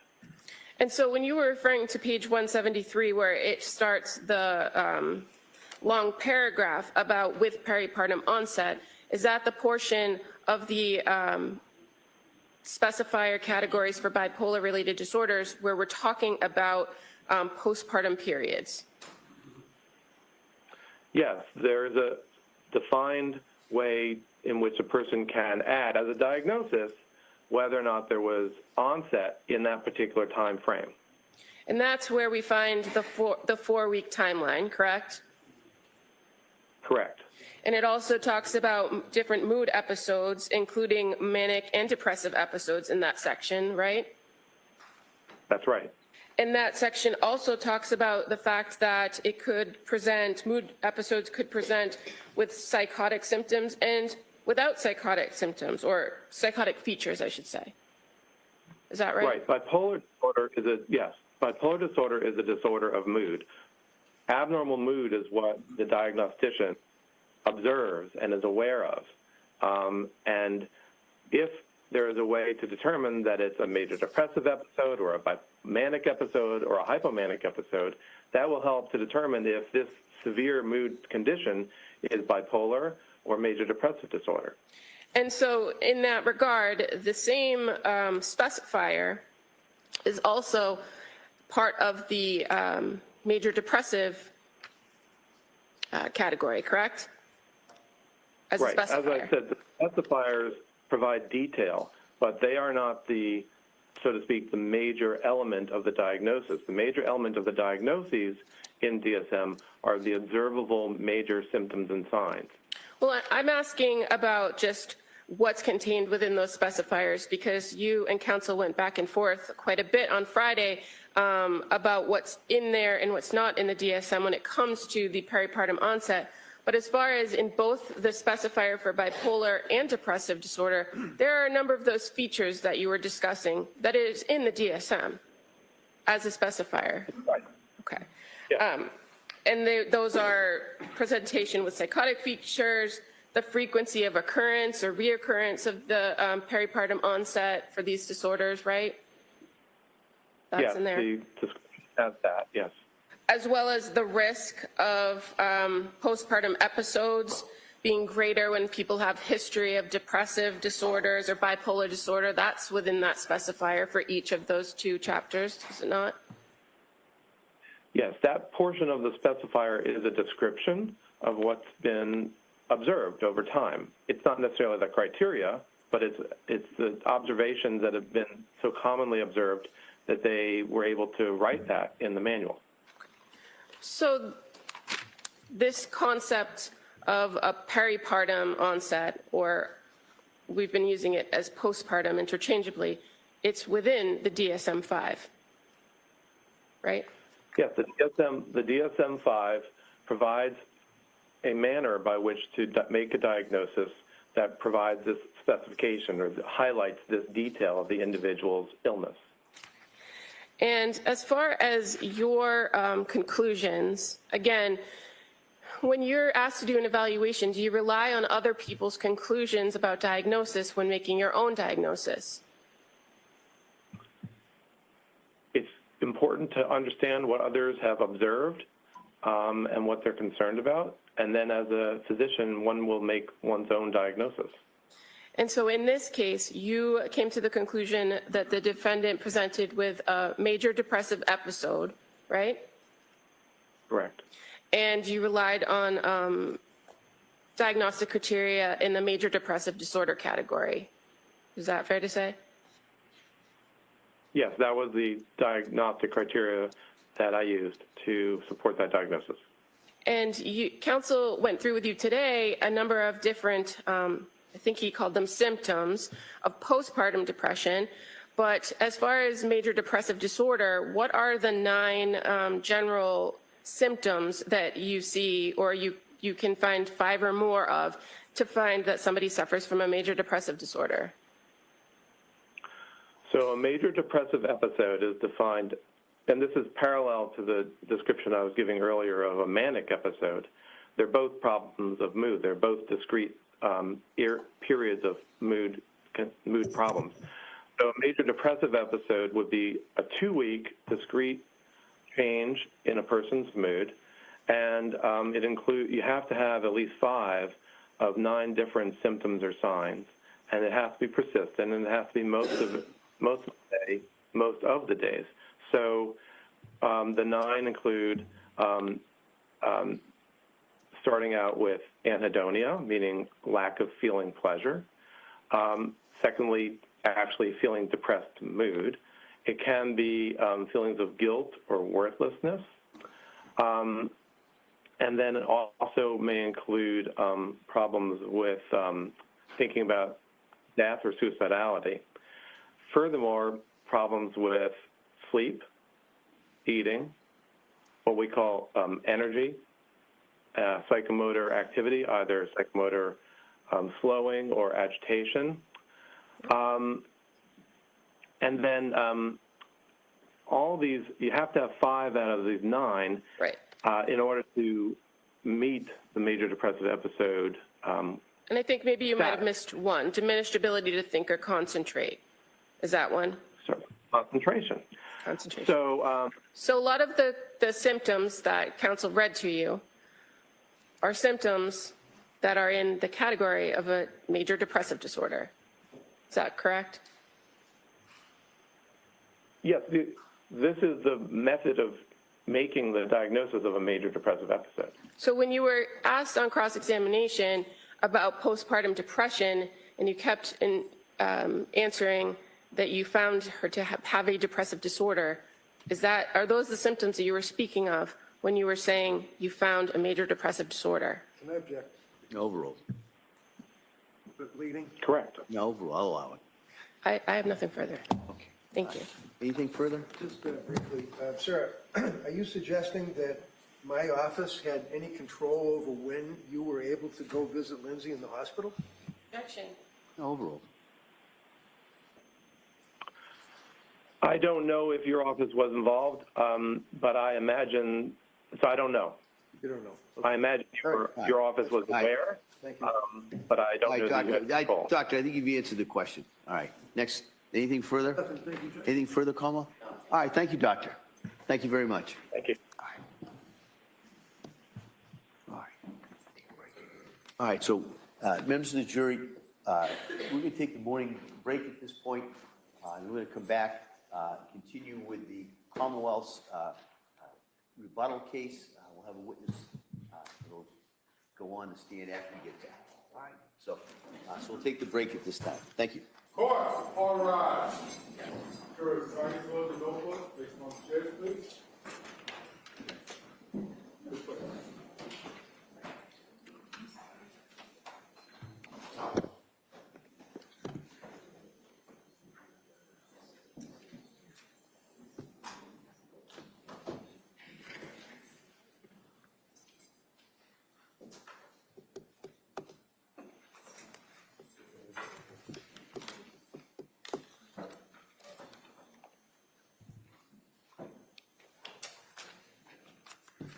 Jurors have exited the courtroom. All right. Anything we need to discuss before the break, Como? No, Your Honor. Okay. All right, so we'll be in the morning recess at this time. Thank you. Thank you. Court is in recess.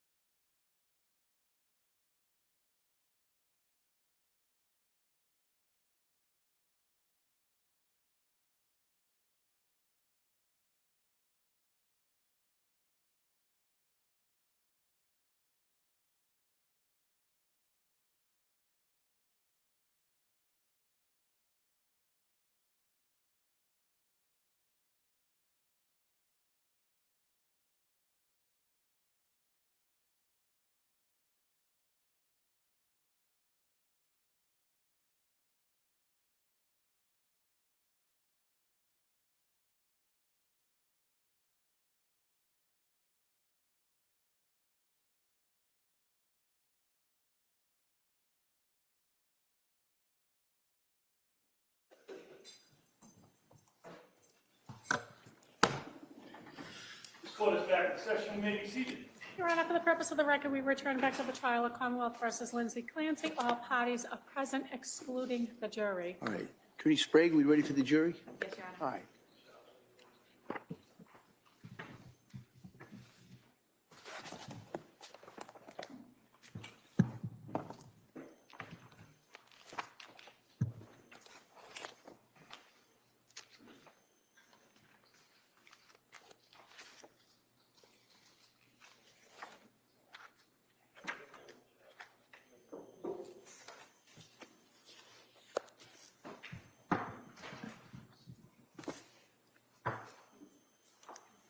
Court, all rise. Jurors entering.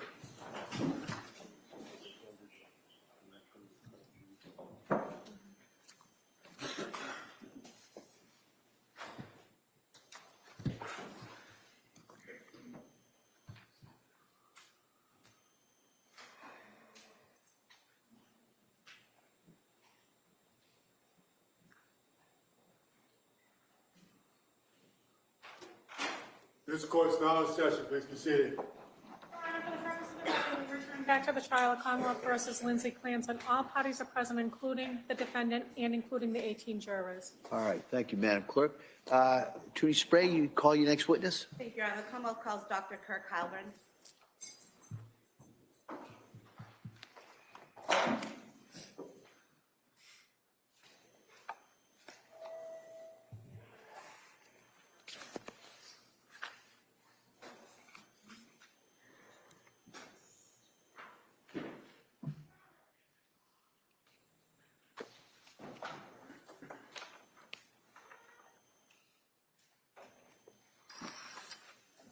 Good morning, sir. Good morning. Start right here. Raise your right hand to the clerk, please. Good morning. Do you solemnly swear that the testimony in the evidence you shall give to the court and the jury in the matter now pending between the Commonwealth and the defendant will be the truth, the whole truth, and nothing but the truth? So help you God. I do. Thank you, sir. You can have a seat. Watch your step, please. All right. Good morning, Doctor. Good morning, sir. All right. I'm going to ask you to keep your voice up so the jury can hear you. And with that, Attorney Sprague. Thank you, Your Honor. Good afternoon. Can you please state and spell your name for the record? Yes, my name is Kirk Heilbrun. That's spelled K-I-R-K, and then H-E-I-L-B-R-U-N. What is your occupation? I'm a psychologist. I am in the Department of Psychology at Drexel University in Philadelphia. And as part of that, I run 2 clinics. One is a clinic where I conduct psychological evaluations for, thanks, sir, for courts and attorneys, and the other is what we call the Reentry Project, where we provide assessment and treatment services to individuals who are either returning from federal prison or under the jurisdiction of a federal mental health court or have been exonerated following a false conviction. And do you specialize in certain areas of psychology? Yes, I do. I'm a forensic psychologist, and that means that I take the application of clinical psychology and I apply it to legal proceedings in criminal and civil matters.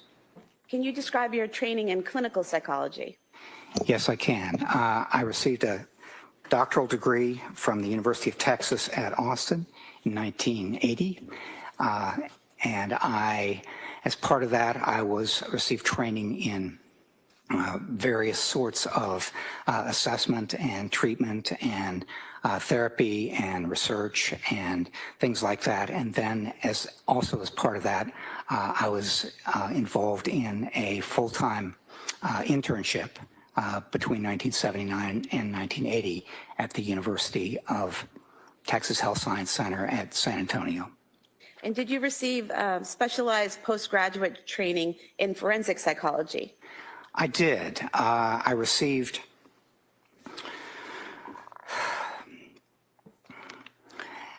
from 1981 to 1982, I did a postdoctoral fellowship in the applications of psychology to crime and criminal justice. And what did that involve? That involved full-time exposure to clinical work in correctional and forensic populations, and also a thorough exposure to the clinical and research literature on assessment and interventions with these individuals. And are you licensed to practice psychology? I am licensed in the state of Pennsylvania, and I'm also part of something called PsyPact, which allows people licensed in one state to practice on a temporary basis in another state. And are you board certified in clinical psychology? I'm board certified with the American Board of Professional Psychology, which is the oldest and most rigorous kind of board certification agency organization in the country. And are you board certified in forensic psychology? Yes, I'm also board certified in forensic psychology with the American Board of Professional Psychology. And do you have experience in the treatment of individuals found either incompetent to stand trial or not guilty due to lack of criminal responsibility? I do. Between 1982 and 1991, I was first a staff psychologist, then a chief psychologist at the Florida State Hospital in Chattahoochee, Florida. And then between 1991 and 1994, I served as the clinical director of the forensic unit at Central State Hospital in Petersburg, Virginia. And at that time, I was also serving as an associate professor in the Department of Psychiatry at the Medical College of Virginia in Richmond. And as a part of these positions, I had responsibilities for providing assessment and treatment services myself, and also for supervising such services provided by others. And could you describe your job responsibilities at Drexel University? I could. I teach graduate and undergraduate courses in forensic assessment and law and psychology. And as part of the clinic that I mentioned a moment ago, I conduct forensic evaluations at the request of judges and attorneys. And I supervise individuals who are providing services to the individuals who are either coming back to the community from prison or under the jurisdiction of a federal mental health court, or who are leaving prison having been exonerated following a false conviction. And finally, I conduct research and supervise students who are working in psychology and law areas.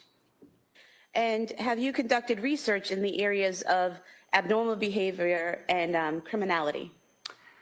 I have. Over the course of my career, I've published about 240 articles, chapters, and books in the areas of aggression and violence, juveniles, mentally disordered adult offenders, forensic assessment, ethics, and malingering and deception.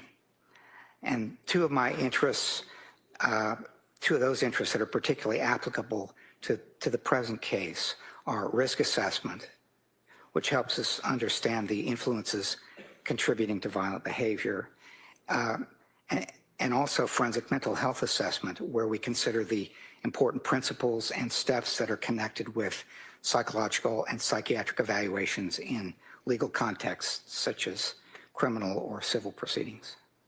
And are you involved in providing continuing education to mental health and legal professionals?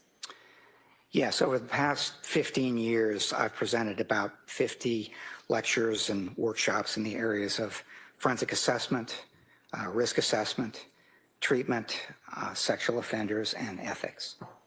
And Doctor, in your experience in doing forensic evaluations and in teaching people how to do forensic evaluations, would you call someone you're doing a forensic evaluation on your patient? No, I would call them perhaps someone who's being evaluated or an evaluee or something like that. They're not a patient because the role of therapist in treating a patient is different from the role of a psychologist or psychiatrist in conducting a forensic mental health assessment. They're different in a number of different ways, but basically what we try to do as a forensic evaluator is we try our best to conduct a thorough evaluation in which we are out there and trying our best to be accurate and just come up with something that is as true and accurate as we can possibly make it in terms of evaluating the questions that were asked. When we're working as a therapist, basically we're working to help somebody improve in their in various kinds of difficulties that they're having in life, symptoms, problems, and that sort of thing. And the two can conflict sometimes because as a therapist, I just want to do my best to help somebody. As a forensic evaluator, I want to do my best to be as accurate and open and thorough as possible, even if it doesn't necessarily help someone. And seeing as you've treated patients and you've conducted forensic evaluations, would you conduct a forensic evaluation on one of your patients if requested? I would not, no. If I were asked to do that, I would explain that those are two different roles, that there is very likely a conflict of interest that could arise if I try to do both, and I would refer whoever requested it to another individual to conduct the evaluation. And have you testified in cases as a witness on issues like competence to stand trial, criminal responsibility at the time of an offense, civil commitment, and other areas? I have. Over the course of my career, I've testified about 330 times with adults and juveniles. The issues have included things like transfer and sentencing, competence to stand trial, mental state at the time of the offense, civil commitment, and personal injury. I've testified on behalf of both the defense and the prosecution, and I've been qualified as an expert in juvenile criminal and civil litigation in both state and federal court. And I estimate that over the course of my career, I have conducted about 75% of the time I've conducted an evaluation and testified on behalf of the defense. And the remaining 25% have been conducted and have testified on behalf of the prosecution or by order of the court. And have there been times in that 25% of your casework that you've been retained by the prosecution, say for a criminal responsibility evaluation, where you find that the defendant is not criminally responsible and you have to tell the prosecutor that? Yes, that happens with the prosecutor, and it also happens with the defense. And it's just something that we have to be able to do if we're in the profession of forensic psychology, because if we try to be thorough and accurate and impartial, then sometimes the results will favor whoever asks us to conduct the evaluation, and sometimes they won't. And what they have to hear, if my findings don't favor them, is that they're probably not going to want to use it. And is there something called retention bias? There is. That's something that's been discussed, particularly in the last 10 or 15 years. And there are a number of different kinds of biases that the field has paid particular attention to, potentially, over the last 20 years or so. And retention bias is the bias that is a part of what we can experience when we want to or inclined to favor the side that asks us to conduct the evaluation. And that's an important consideration. And I'm aware of it, and I try to guard against it as much as possible by talking with others, getting multiple sources of information, and a variety of other ways of doing that. So when you conduct a forensic evaluation, you're actively guarding against having that retention bias? Yes. Now, have you specialized in any particular diagnosis or type of offense or legal question? I have not specialized in that way. Most of my forensic evaluation experience has been with criminal and juvenile matters, and they have often included alleged crimes of violence, but I haven't specialized in any particular kind of mental or emotional disorder, any particular kind of crime, anything like that. And when you say criminal and juvenile matters, are you referring to adults as the criminal portion and juveniles as juvenile? I am, yes. Okay. And do you find that there's a benefit to not focusing in on a particular illness or diagnosis or type of offense? Yes, I do. Among the biases I talked about a minute ago, there's something called confirmation bias. And basically that's if you make up your mind earlier or incline toward one particular diagnosis or anything like that, then there can be a real problem, because when you get conflicting information, that is information that's not consistent with that decision that you've made or leaned toward early on, then the problem becomes you pay attention to the information that's consistent with it and you stay away from the information that isn't. And so in some ways, for me, not specializing gives me an advantage, because what I can do is come in and not be inclined toward any particular diagnosis or possible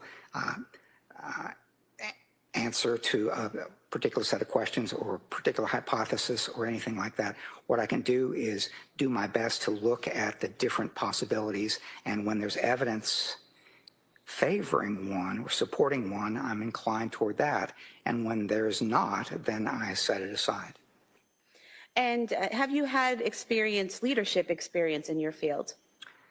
I have, yes. I served as the chair of my department at Drexel for 15 years, and I've also served as the president of two national organizations, the two that are most strongly associated with forensic psychology in this country.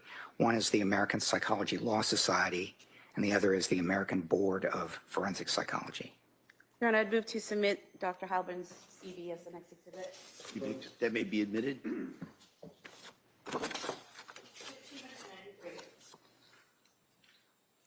Doctor, were you asked to conduct a forensic evaluation of Lindsay Clancy?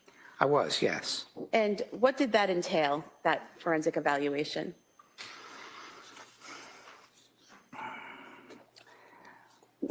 One of the things it entailed is doing my best to review a lot of information, to meet with Ms. Clancy in an interview, to speak with her in particular about what happened around the time of the alleged offense, to conduct collateral interviews with other individuals and review a wide range of documents. And so I have been reviewing documents since January of 2025. I had the opportunity to meet with Ms. Clancy in April of this year, 2026, and at that time spent 3 days with her along with Dr. Avram Mack. One of those days, which was video recorded, we talked about her background and a lot of information like that. The second day, where I met with her myself and did not video that because some of these psychological tests are private and they should not be videoed. So we did some psychological testing during that second day, and then on the third day, back with the video, back with Dr. Mack, we talked with Ms. Clancy about the things that she was thinking and feeling and doing around the time of the alleged offense.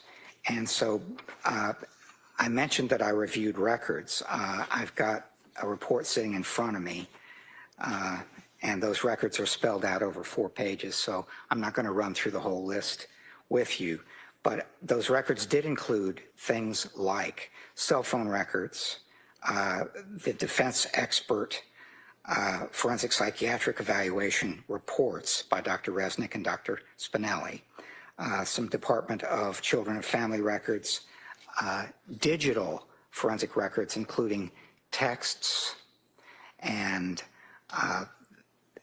information that was provided by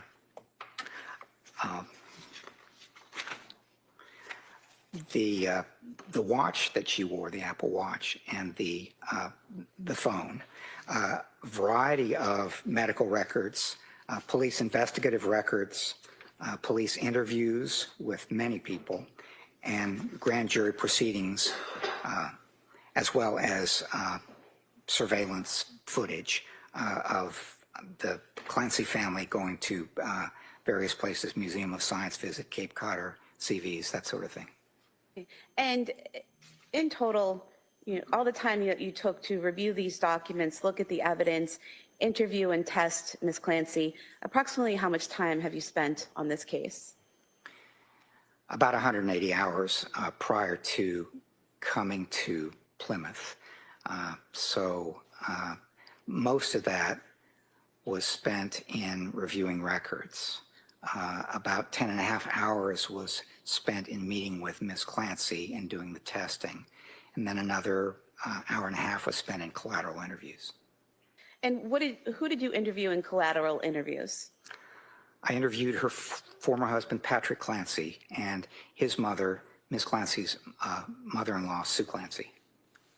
And did you also request to interview Ms. Clancy's mother and sister? Not her mother. I did request to interview her sister, and I think she decided against that.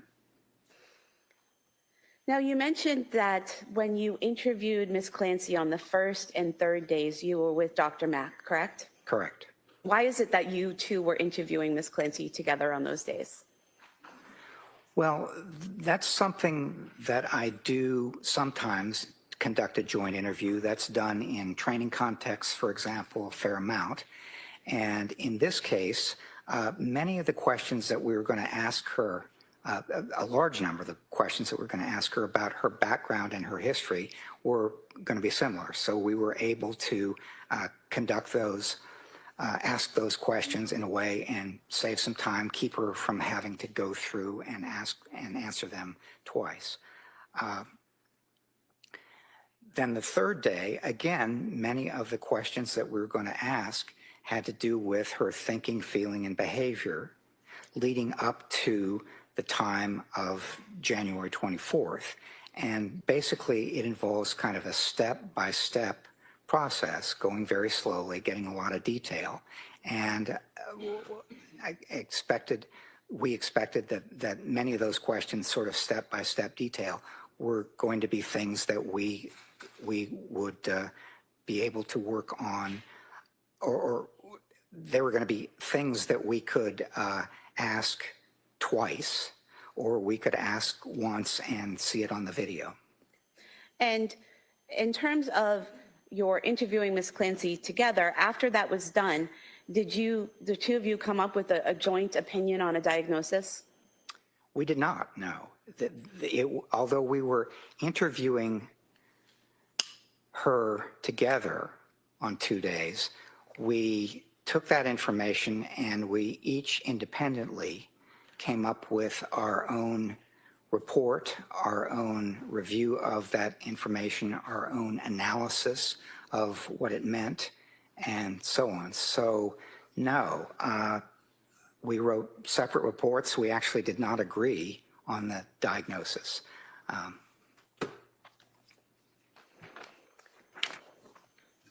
Now, if we could have the PowerPoint.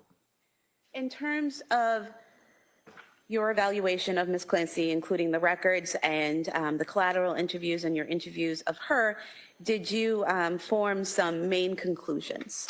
I did, yes.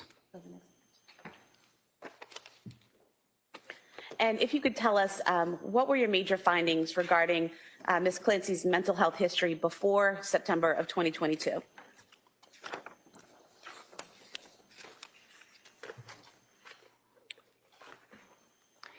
She had a fairly limited mental health history before September 2022. She did experience some anxiety related to achievement. She's a very strong student in school, and she got straight A's, basically. She experienced some anxiety while in nursing school doing case presentations because you have to stand up in front of a group, and that made her kind of anxious. And then she had some anxiety connected with her 3 pregnancies, some in the beginning about the ultrasounds and so on, and some sort of as she was returning to work. So after each child, she'd have some time off with the child, and then after several months, she would return to work. And on each of those occasions, with Cora and Dawson and Callan, she had some anxiety because she didn't like to leave her children. That was an important consideration for her, whether it was dropping them off at school or returning to work or leaving them with a babysitter or going out with friends, going out on date night. She didn't like to leave them. And so those were some of the things that were connected with her mental health history before September of 2022. And this was in the context of her growing up as a highly achieving individual, getting very strong grades, competing in sports and competitive cheerleading.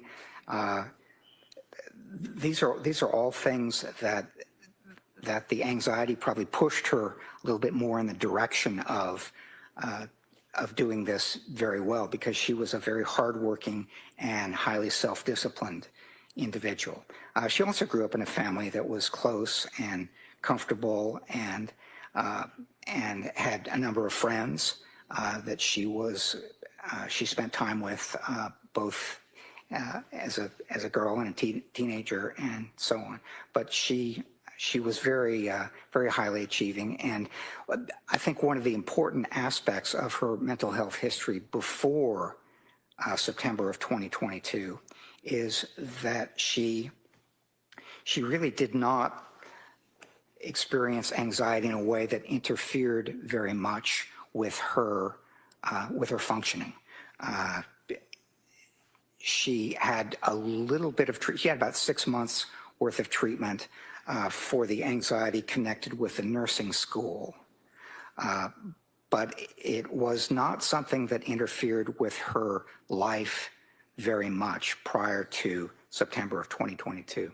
And doctor, did you also learn that growing up as a child, she didn't experience any type of abuse, witness any domestic violence, have any sort of trauma or anything like that as she was growing up? Yes, one of the psychological tests, which I'll talk about a little bit later, is called the Adverse Childhood Experiences measure, and that's something that asks an individual whether they went through what we would call adverse experiences or traumatic experiences as a child and an adolescent. And there are 10 of them, and if you have 4 or more of them, that puts you at higher risk for different kinds of adverse outcomes as an adult. She did not endorse any of those. So on the ACEs questionnaire, she had a 0, which really goes to the question that you ask of whether she had adverse or traumatic experiences as a child. And so she did not, correct?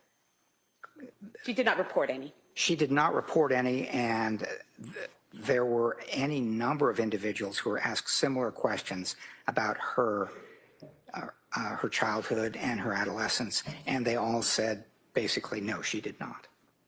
And then can you tell us about your major findings for the mental health history beginning in September 2022? Yes, I can.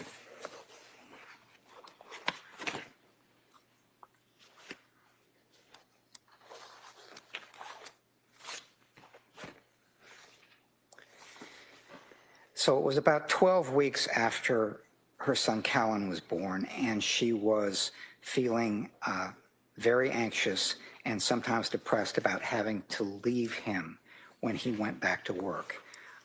There were 2 reasons for that. One is that she had felt anxious about leaving her children on a number of occasions and with the previous kids. But the second reason was she was breastfeeding and Callan was not taking the bottle. And so she was worried if she went back to work. She worked as a labor and delivery nurse on the night shifts. And she was worried that if she left Callan home and he woke up in the night and wouldn't take the bottle, there would be a problem. And so that was what got her particularly anxious. And what happened was she searched for a psychiatrist, found one, Dr. Jennifer Tufts, in September, and went to Dr. Tufts and got a prescription for Zoloft she wanted to reduce her anxiety somewhat. And she didn't begin taking it immediately. She was a little bit worried about the impact that it might have on the breast milk. But sometime in October, she began taking the Zoloft. And things started getting very difficult at that point. And doctor, did you learn how things became difficult from the records in your interview of her? I did, both of those, and from, I guess you could say the records, because a number of people had talked about that, including her husband, Patrick, and I also got some of that information from him as well during the collateral interview. And what did you learn?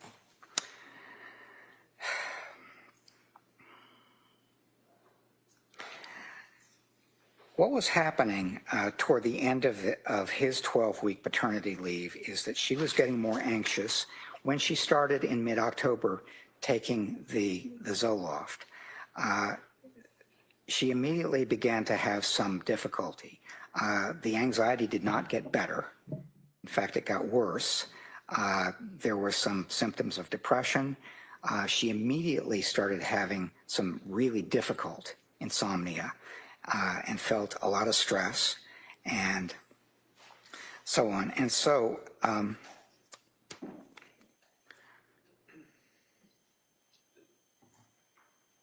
in October and moving into November, she had hoped to return to work and planned to return to work, but it was not going to work out for her because her symptoms were really difficult.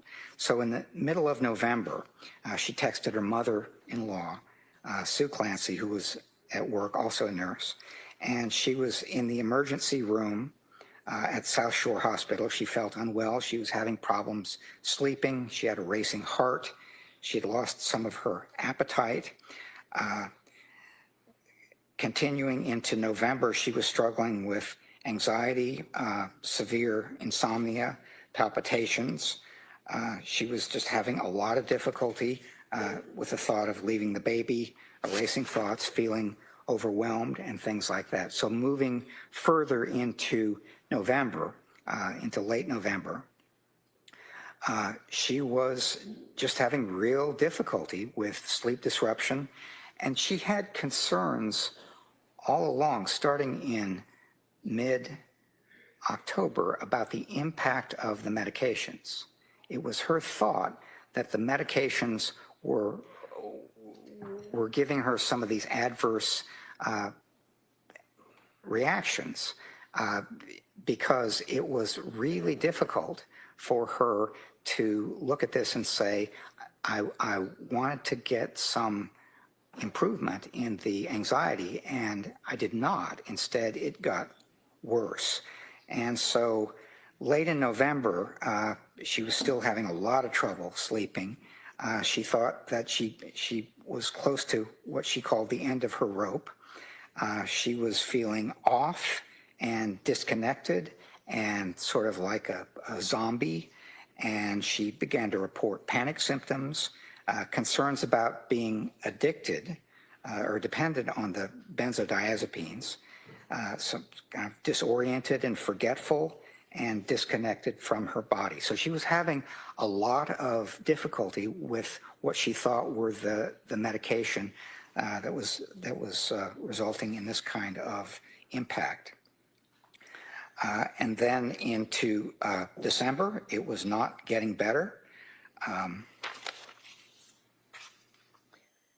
And sir, if I could just interrupt you. Yes. On your PowerPoint here, are we still on number 3 here, or have we moved on? I don't know as he finished his answer.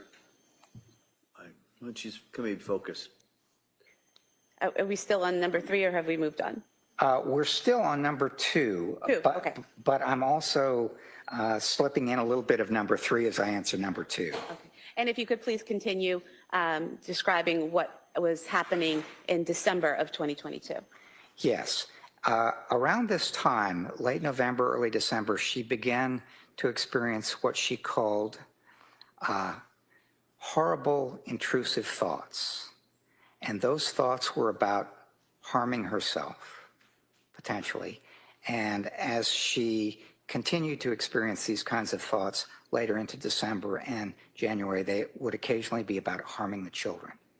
But for the most part, particularly early on, these were thoughts about possible suicide and harming herself. And the way she described it is these thoughts would just pop into my head, and they included things like, your brain is damaged, you need to kill yourself. Now, the way she described these is they were not auditory hallucinations. Instead, they were her own thoughts. They were intrusive and unwelcome, but they were not auditory hallucinations. And that's important because if she had been hearing a voice like you're hearing my voice right now, it comes from outside of your head. And that's a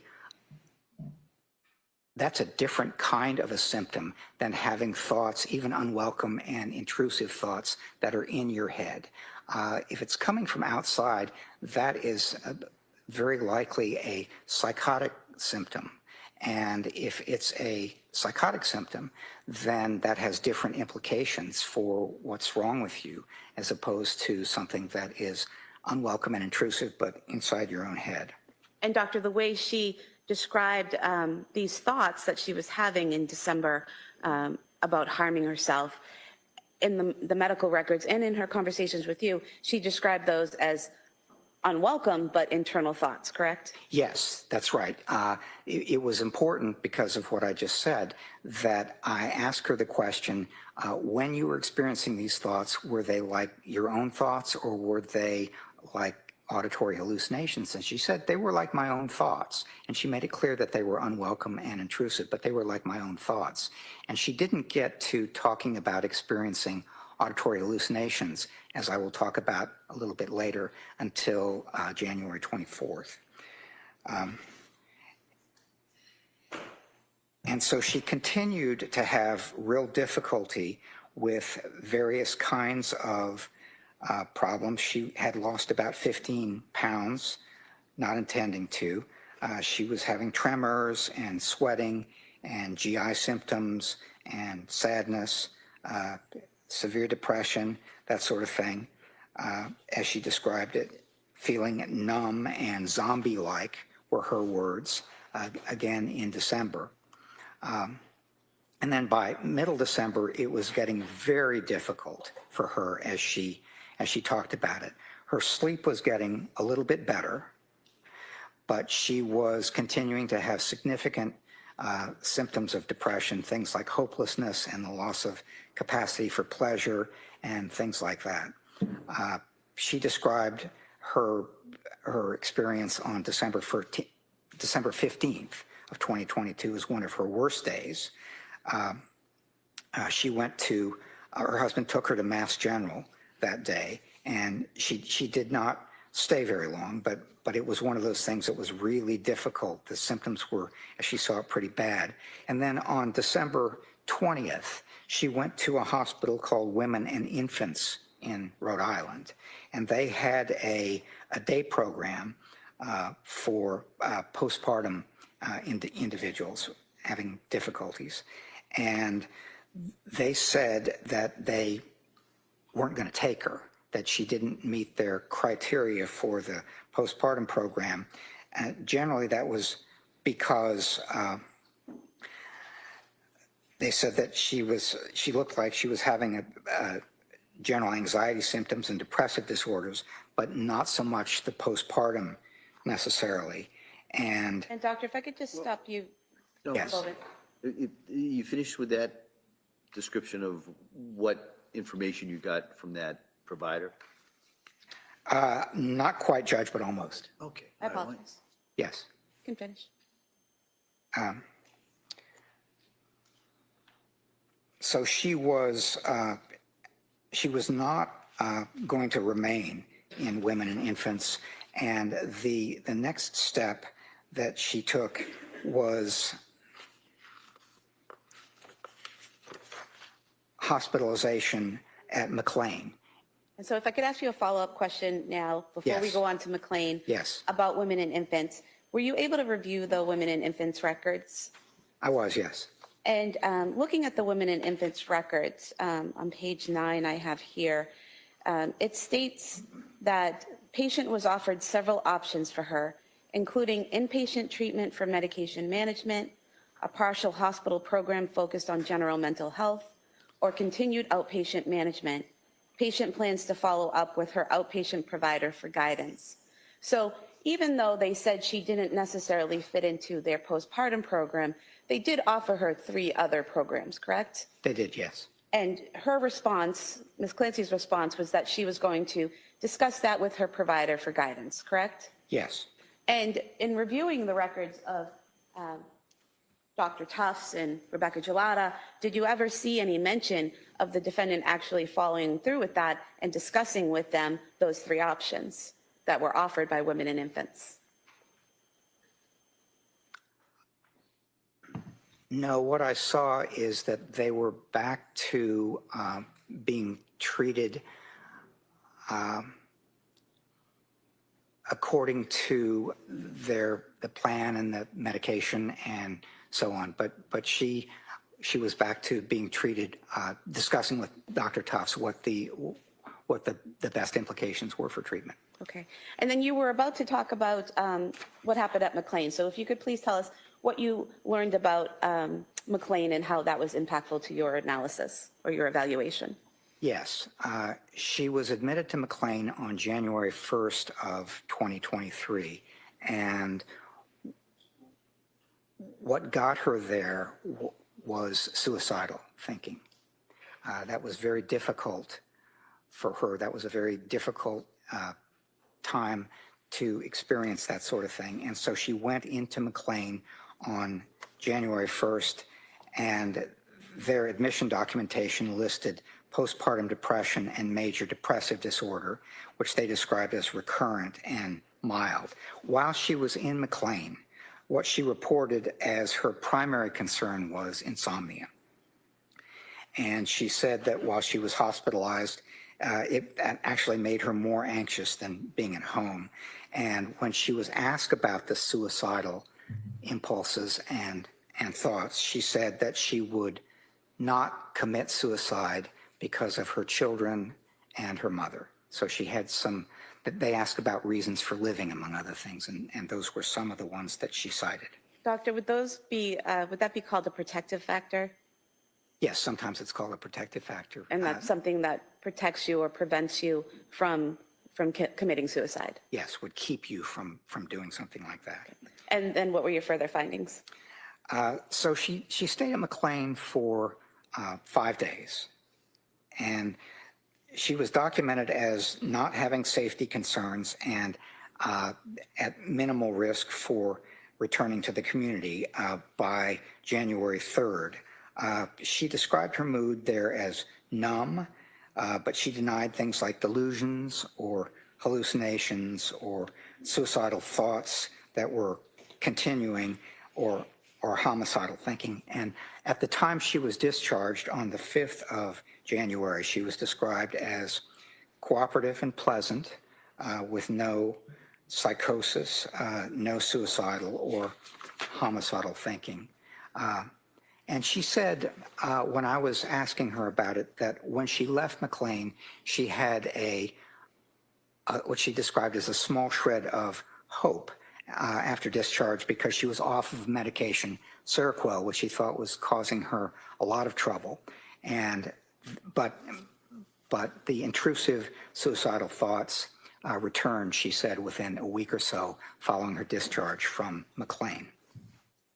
And would we be moving on now to number 3 on your PowerPoint? Yes, The we are. Symptoms following the beginning of medication.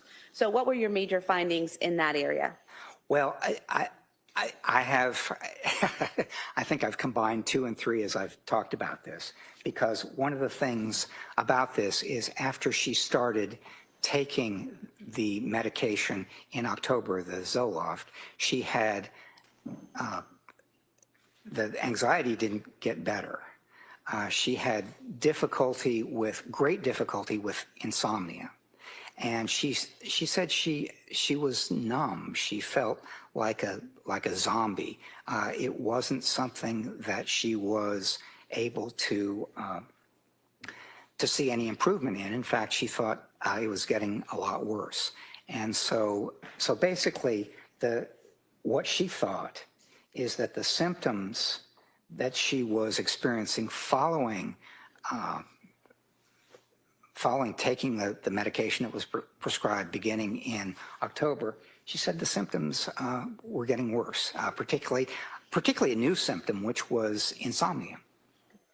We could move on to the next slide. Doctor, and does that bring us to number 4 on your PowerPoint, the adverse response to medications, including bad insomnia? Yes, and I won't take nearly as long in talking about that, because one of the things that she thought was happening when she began taking that medication in October is that the medication itself was far from making the anxiety better. It was making it worse and keeping her from sleeping, and it was, she thought, making it difficult for her to she thought that the medication was actually making it a real problem for her to sleep, to feel. She felt emotionally numb and that sort of thing. And so accompanying the bad insomnia with the apparent adverse responses, producing the insomnia and other things, was a real problem for her as she saw it. And it's one of the things that she continued to emphasize to providers, whether it was Dr. Tufts or Ms. Gelada, a nurse practitioner. She said, basically, I think these medications are making me worse. But one of the things, moving on to number 5 there, one of the things she also said is that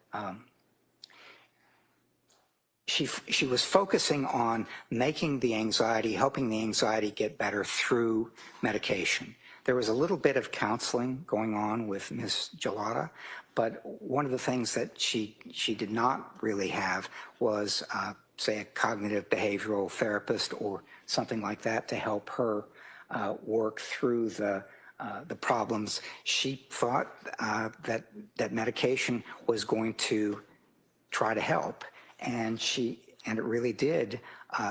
It was something that she focused on a good deal.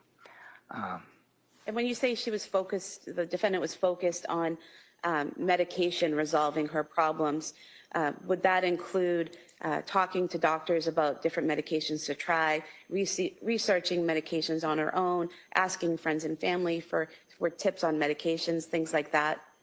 Yes, all of those things. Okay.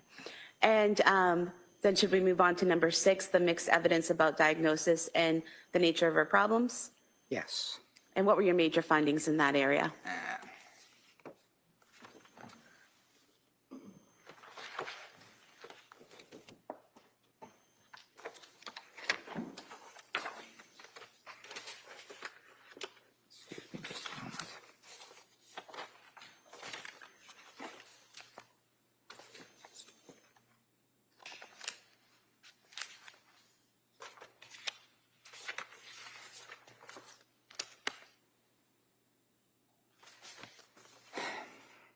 Over the course of the time that she was going through these experiences between mid-October and late January, she'd had a lot of providers offer a lot of diagnoses, and there were a lot of complicating considerations.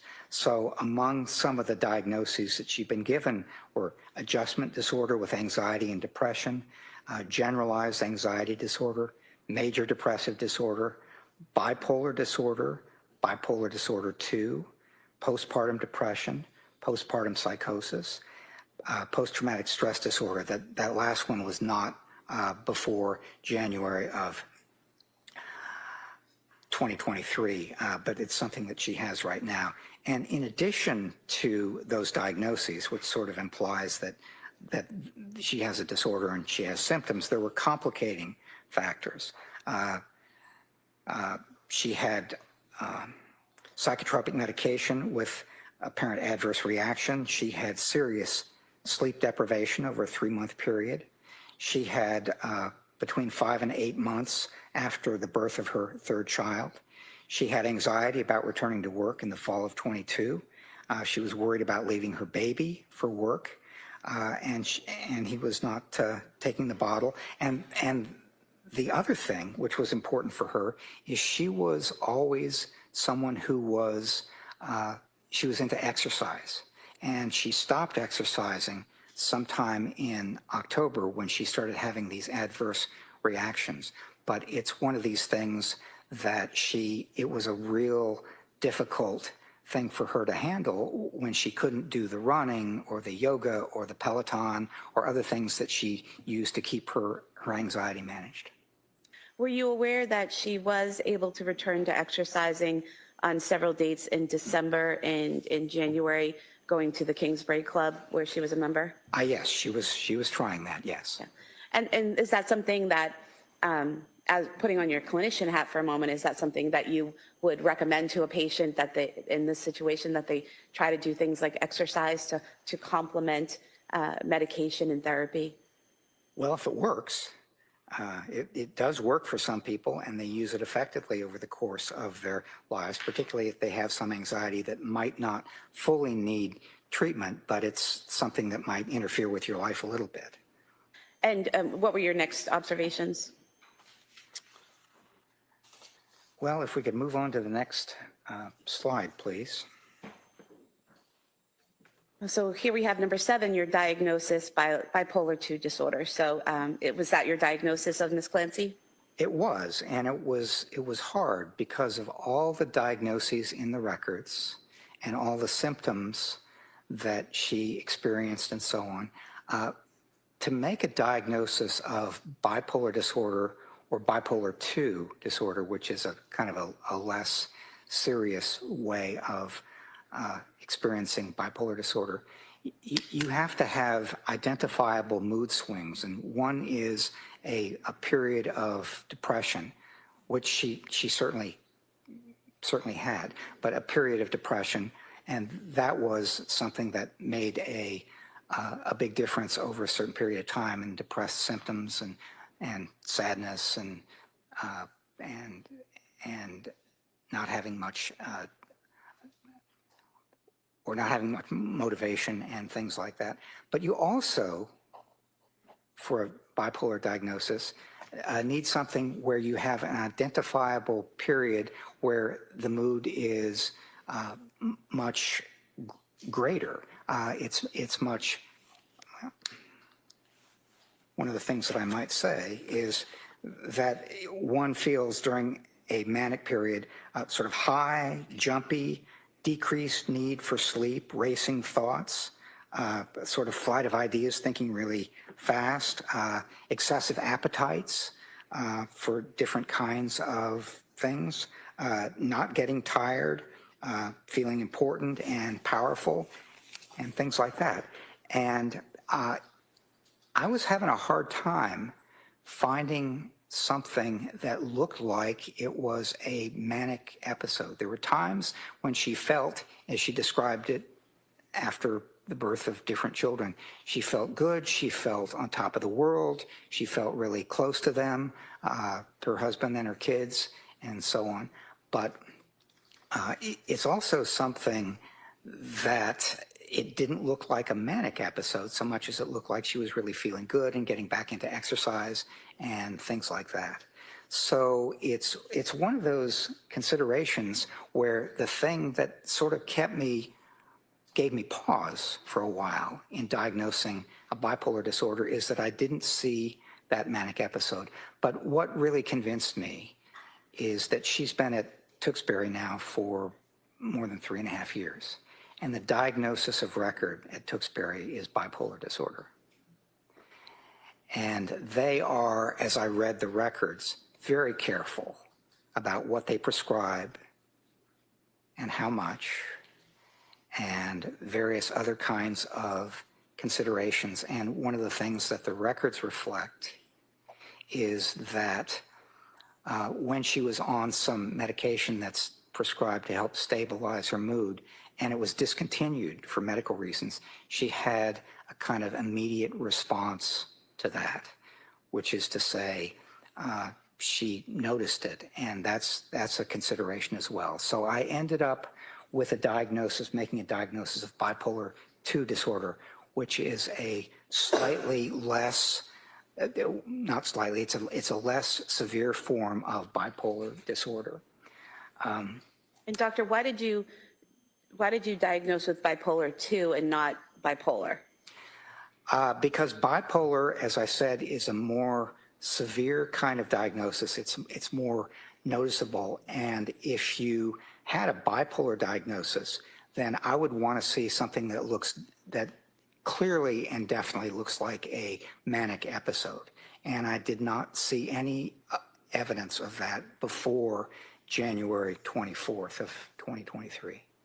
And there were some incidents that have been described by witnesses who have testified and in the medical records, things like the defendant cleaning out her garage with her husband at one point in time. Was that something that you did or did not see as manic, and why? Well, there was some indication in the records that some people thought it was manic. I did not see it that way. She did not describe, when I asked her, whether she did not describe that as a manic episode. She didn't think it was. And when I talked to Patrick Clancy, he said he didn't think it was either. And basically it was cleaning out the garage and getting a lot of stuff into 20 trash bags and so on. But one of the things he said is, they were both working hard, but it wasn't all her out there putting stuff in 20 trash bags and he wasn't a part of it. He said he was definitely a part of it. And would it be accurate that bipolar disorder requires that period of mania for, I believe it's 7 days, where bipolar II requires hypomania for 4 days? Is that right? Yes, that's right. Okay. And so did you see signs of hypomania? Well, that's something where it's less clear that it's manic, and that's one of the things that inclined me toward bipolar II is I just did not see signs that were clearly manic episodes, but it looked like something that it possibly could have been a less serious or less severe manic episode. And in terms of this diagnosis, this bipolar II, is there a way to determine whether she always had this disorder or if it's something new, and if it's something new, when it appeared? It's a disorder that typically comes on in adulthood. It's not something that you have as a kid or even for the most part as an adolescent. It's something that you start to show the signs of when you are in your 20s or 30s. Okay. And so at this point, would it be time to move on to number 8 on your PowerPoint? Yes. Which would be criminal responsibility evaluation, so mental state and legal standard are relevant. So what were your findings on number 8? Well, one of the things that I wanted to say about number 8 is that I wasn't called up here just to make a diagnosis or talk about symptoms. This is a criminal responsibility evaluation. And one of the things that I take a look at very carefully when I'm doing something like this is what's the standard for criminal responsibility in the jurisdiction. Now, I'm aware that the court will instruct the jury about the standard and how you apply it and so on, but my understanding of the standard for criminal responsibility in Massachusetts is that a person is not criminally responsible if at the time of the offense they suffered from a mental disease or defect and as a result lacked substantial capacity either to appreciate the criminality or wrongfulness of their conduct or to conform their conduct to the requirements of the law. So there were really three parts. There really are three parts to that criminal responsibility standard. The first is mental disease or defect, and that's one of the reasons why I've paid so much attention to the symptoms and when they began and things like that. But the other thing that I try to do is take those symptoms and see how they affect somebody, in this case, Ms. Clancy's, capacity for knowing that something like this was illegal or wrong, or how they affected her capacity for conforming her conduct to the requirements of the law, which I think of as kind of controlling her behavior.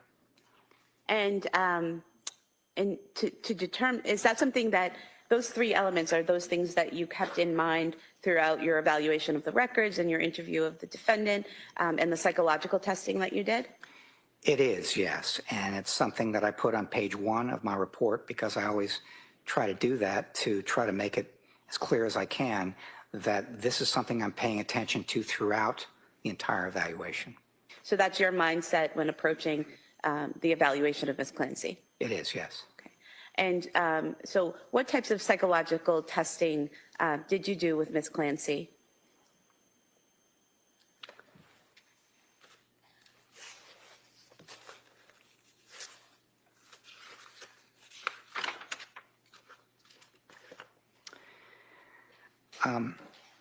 There were several reasons why I wanted to do psychological testing. One is what we call response style. In a matter like this, somebody like Ms. Clancy during an interview could respond what we call reliably, which is within the limits of her memory, as accurately as she possibly can. But there are other response styles. One is that somebody could do what we call exaggeration or even fabrication. Sometimes that's called malingering, which is they distort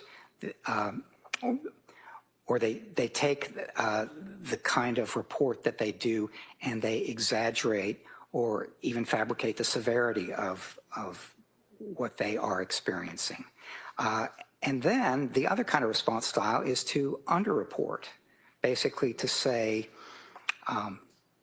I'm going to minimize or even deny things that I actually experience. So response style is always important in doing a forensic evaluation like this, and I paid attention to it. And one of the psychological tests that I administered, something called the Minnesota Multiphasic Personality Inventory, has scales that allow me to look and say, is she being kind of reliable, or is she exaggerating or fabricating, or is she minimizing or denying? So that was one of the reasons that I wanted to do these tests. The second is I wanted to pay attention to possible symptoms of what we call severe mental illness, things like hallucinations or delusions or mental disorganization.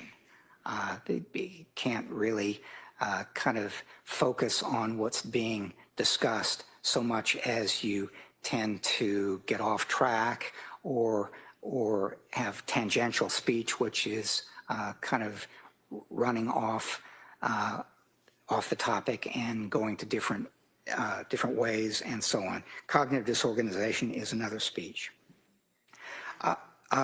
There's also review of her reported symptoms around January 24th of 2023, and I wanted to ask her questions in a fairly comprehensive way about that.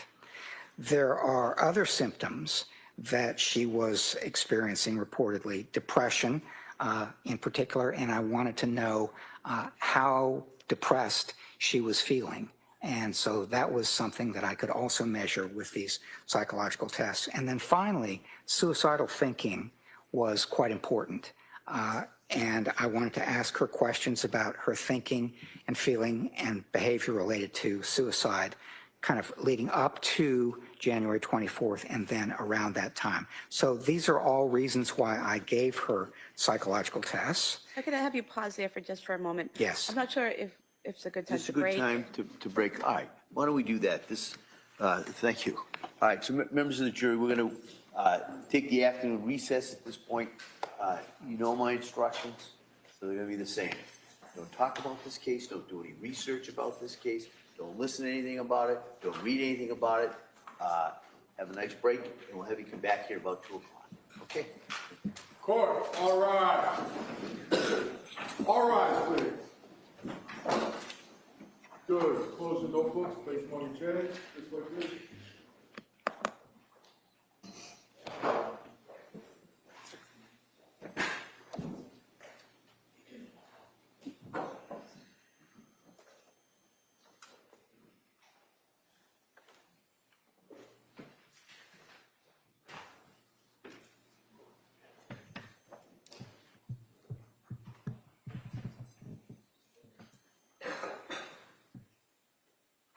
All right, Doc, you may step down. All right, anything we need to address before 2 o'clock? All right, so we'll be in recess till approximately 2 o'clock.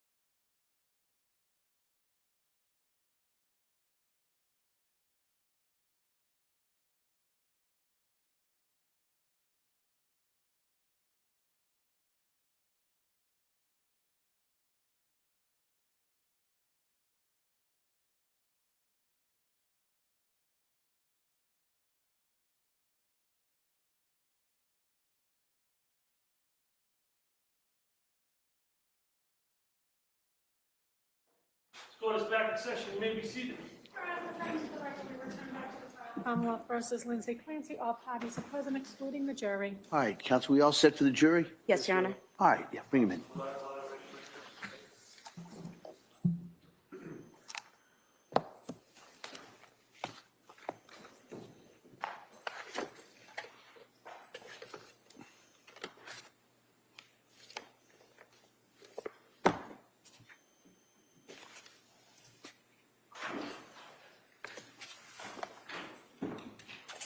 Court, all rise.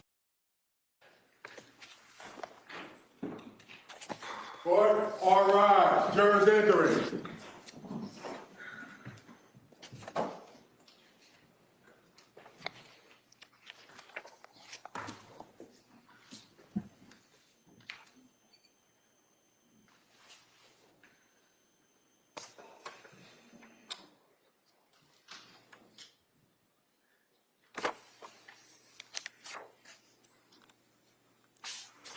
This court is now in session. Please be seated.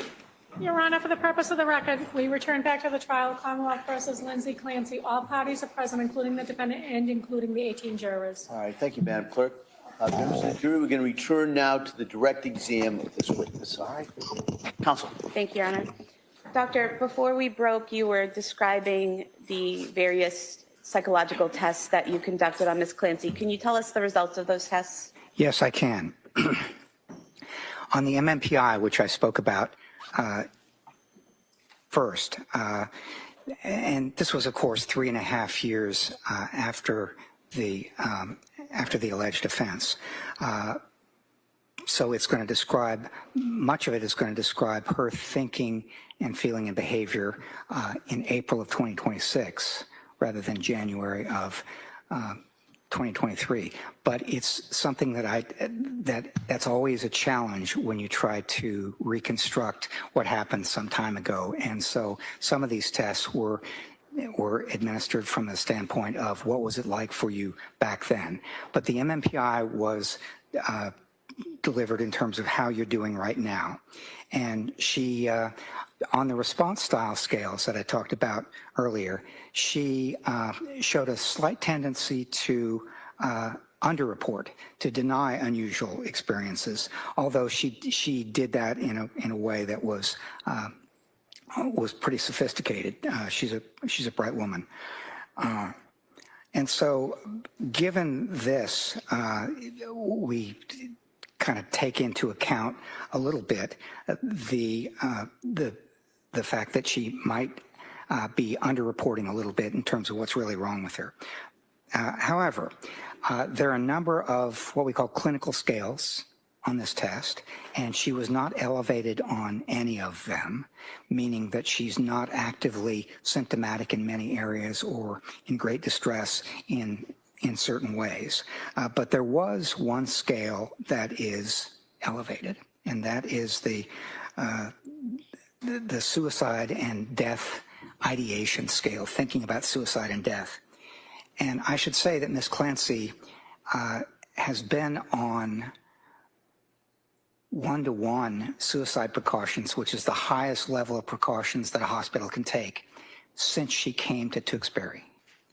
This is a very long time to be on that kind of precautions, and what it says to me is that she was at risk for suicide, she remains at risk for suicide, and so she still is. The adverse childhood experience questionnaire I mentioned earlier, basically it's a measure of whether somebody is reporting experiencing as a child or adolescent adverse or traumatic events, and she was not, so she had a 0 on that. There were 2 measures of suicide intent. One is called Beck's Suicide Intent Scale, and the other is called the Columbia Suicide Severity Rating Scale. And I can sum up those results very quickly by saying that when she responded to one of them as she would have if she'd been filling it out in January of 2023, what it suggested is that this was a very serious suicide attempt at that time. And when she responded to both of them as she feels right now, she also was indicating that she remains at high risk for suicide, and hence the one-to-one supervision for 3.5 years. The brief symptom inventory is something where you ask people about a number of possible symptoms that they've been experiencing within the last month or so. Gave it to her under two circumstances. One is, how are you doing right now? That is around April of this year. And the other was, how are you doing in January of 2023?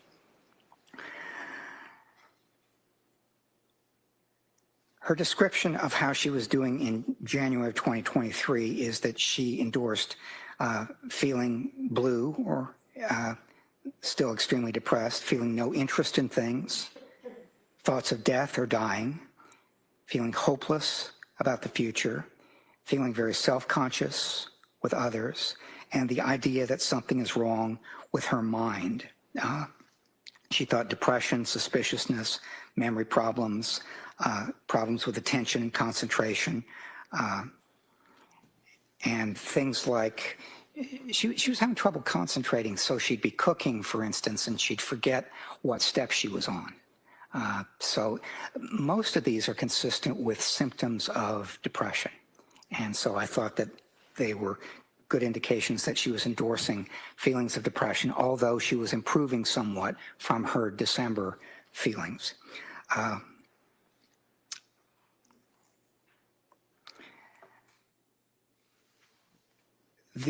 Something called the Obsessional Beliefs Questionnaire has 3 scales. One scale is kind of responsibility threat estimation, which is a belief about your personal responsibility and overestimation of threats. She was not elevated on that. A second was perfectionism and certainty. She was not elevated on that either, although she works hard and so on, but she was not elevated on the perfectionist aspect of this test right now. However, she was elevated on something called importance and control of thoughts, meaning that for her, it's always been important to be able to work hard and control what's going on with her mind and her life. And one of the things that I'm going to talk about in a few minutes that I think was making her depressed and hopeless and sad and so on is that she had been trying very hard since October to basically control the problems that she was having, and it wasn't working. It was not succeeding for her. Okay, and then there was something called the Lahani-Slade hallucination scale. And so she endorsed the following things. Sometimes a passing thought will seem so real it frightens me. Sometimes I get distracted trying to concentrate on my work. That was something she endorsed back in 22 and 23. In the past, I've had the experience of hearing a person's voice and then found there was no one there. That was only on January 24th. I often hear a voice speaking my thoughts aloud, again, only on January 24th. I've been troubled by hearing voices in my head, again, only on January 24th. All right, so those were the psychological testing results, and I'm going to move to the last item on the PowerPoint here, which is why it was important for me to consider her motivation for killing her children. And this is something that, if you look at Lindsay Clancy, would be described as so out of character that I just like to know what could possibly have been going on. Because, for instance, when I talked to her and talked to her husband as well about how do you discipline your kids, it was never spanking, it was never hands-on, it was never anything like that. They both felt bad when they yelled at the kids. So it was one of those things that to imagine her doing something like this is really seems so out of character that I thought it was very important to try to figure out why it might have happened. So this is how I approached it. The other thing about the why question is it could well be something that is valuable to know when we're thinking about whether she understood that something was wrong, or when she was thinking about whether she could conform her conduct to the requirements of the law or control herself. The why question seemed important. So if I could have the next slide. Sure. And in evaluating the why, did you come up with 2 possible explanations? I did, yes, which is on this slide. And so can you explain that, please? I can, yes. There are a number of reasons in my experience why people harm one another, why people kill one another.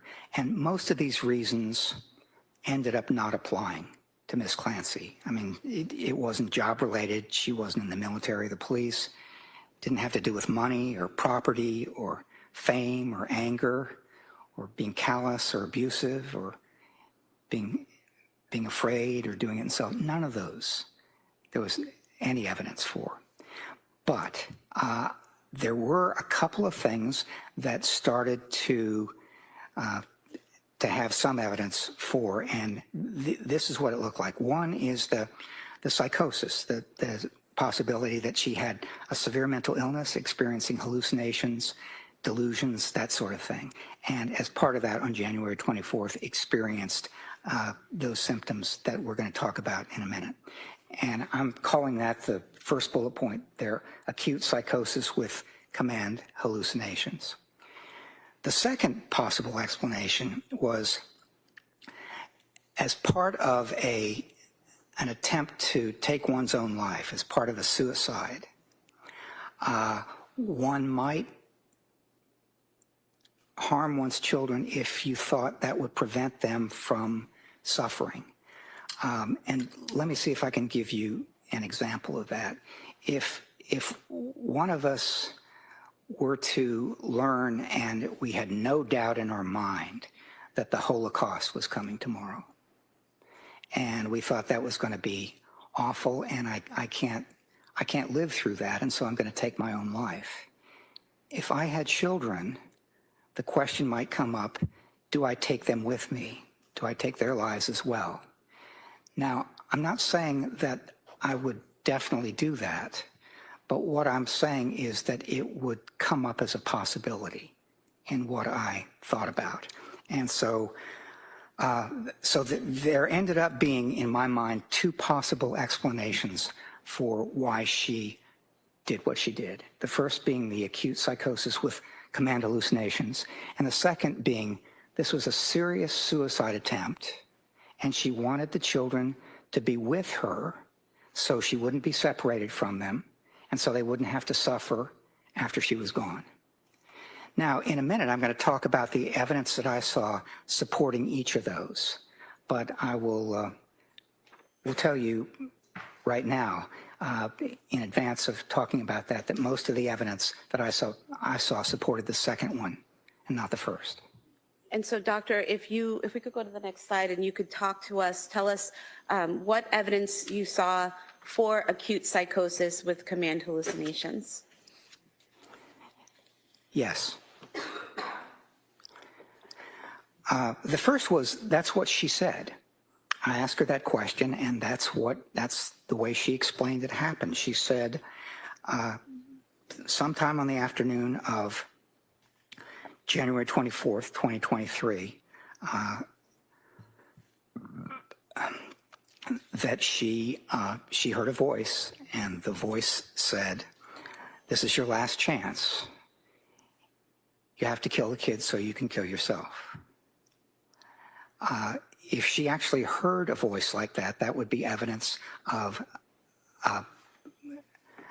psychosis being experienced and what we call command hallucinations, where the voice is instructing her to do something. There were some other possible things that made me think that it could be a severe mental illness that she was experiencing, and two in particular. One was thinking that others might know her thoughts.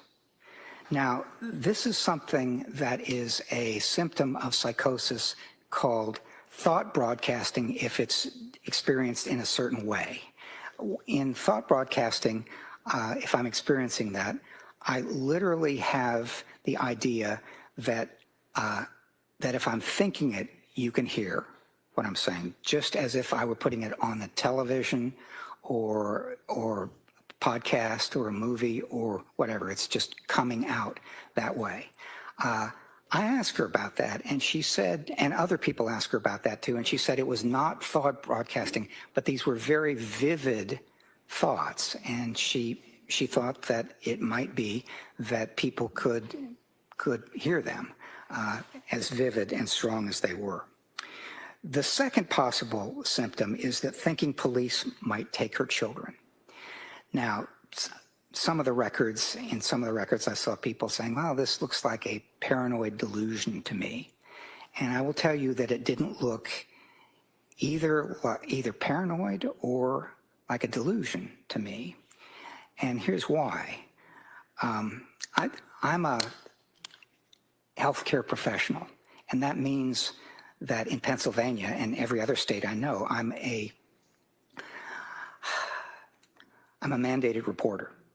If someone tells me in therapy or in an assessment that they think that a child is going to be injured or severely hurt or that might happen, then I'm required by law to contact Childline in Pennsylvania. Ms. Clancy is a labor and delivery nurse. She's a healthcare professional as well. And so it's one of those things where if she had said to a psychiatrist, psychologist, anyone providing treatment, that she thought she was experiencing ideas like she might harm her kids, she would know as a mandated reporter that they were legally required to report that. Now, that might not mean that the police would literally come and take her kids away, but it would mean that there would be an investigation. She would have to answer questions, and it might be that for a period of time she would be separated from the children. And Doctor, is it, I thought he was done. I don't know. Well, let's find out. Are you done? I just want to ask a follow-up question about your last point. Is that okay? Oh, yes, that's okay. And so you mentioned you didn't think it was a delusion. Is it true that a delusion is a fixed false belief? Yes, that's the way it's defined. And so Ms. Clancy, thinking that if someone knew she thought of harming her kids might be taken away, that's not a false belief, correct? Well, that was what I was trying to say, is that it is not a false belief. It's quite possible that it could come to pass. And if you could continue with your discussion of why, the evidence you saw for acute psychosis. Yes. The other point there at the bottom is that it's appealing as an explanation because it could explain acts that seem so out of character for her. You don't have to get complicated at all. It's just, I had a psychotic episode. I heard a voice. The voice told me to do something terrible. I did it. And after considering the evidence for acute psychosis, command hallucinations, did you then consider evidence against acute psychosis with command hallucinations? I did, yes. And what did you see?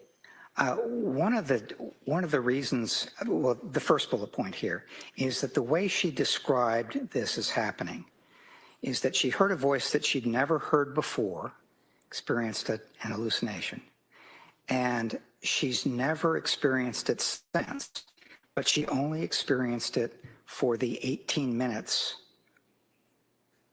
or so that it took to kill the children.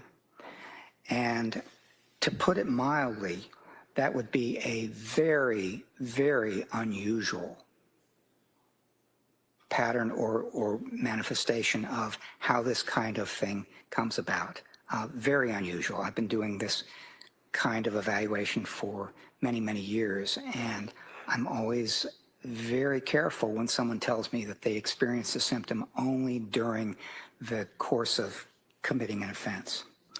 Why is that, doctor? Why are you careful when someone tells you that they only experience this voice during a criminal offense? Well, because it provides a convenient way of lessening your own culpability.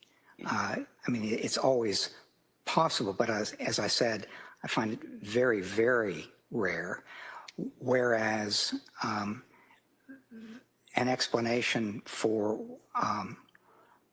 why somebody did something, somebody might look at that and say, it's a convenient way of somebody looks at me and I don't have the same culpability that I would otherwise. And what was the next part of evidence that you saw against acute psychosis? There was some discussion of whether this was postpartum, and so she was about 8 months away from having given birth to Callan, her youngest child. And most of the explanations, or most of the sources of authority like DSM-5 or the Cleveland Clinic will point to maybe 1 month after birth or 2 months after birth or something like that. But the farther away you get time-wise from the birth, the less likely it is, under those kinds of authority, to be postpartum. Now, it could be something else. And there were certainly some things that I saw that were symptoms of depression and other sorts of things that she experienced in January. But it was, given the time, it was less likely, I thought, to be postpartum. Then the next bullet was inconsistencies in her account. To me, when asked about this, she said, the voice said, "This is your last chance. You have to kill the kids so you can kill yourself." And it just kept repeating that, and only that, for about 18 minutes, or the duration of the time it took to do this. There were other times, though, for instance, when she was in the hospital after this happened and was talking to a psychiatric attending, when she said that the voice had said other things, for example, the children will suffer without you, or you have to take the kids with you, or things like that. So inconsistency is important because it suggests inaccuracy. In other words, which version is accurate? Is it the first? Is it the second? Is it neither?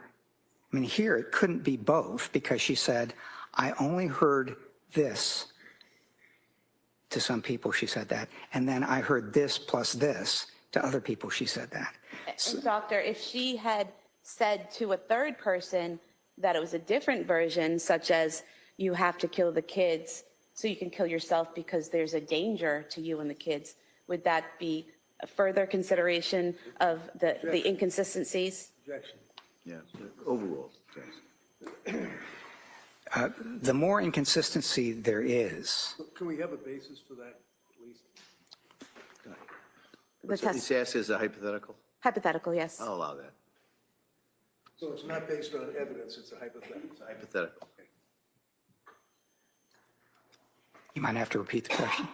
So if the person has a third version of what happened, what the voice said, and what the reasons the voice gave, would that be important in your assessment as well regarding inconsistency? Objection. It's speculation, it's not based on evidence, and there's no foundation for a hypothetical question. Why don't you just ask it as the hypothetical? You know, assuming this, and then go that way. Doctor, a hypothetical question for you. Assuming that a person has already given two versions of a voice, what the voice said for them to do, and then gives a third version of what the voice told them to do, would that be significant to you in assessing the inconsistencies? Objection for the record. Yeah, overall, go ahead. What I would say is the more inconsistency there is, the more problematic I find it to take any one particular account and say this is the accurate one. And then what other evidence did you find against acute psychosis?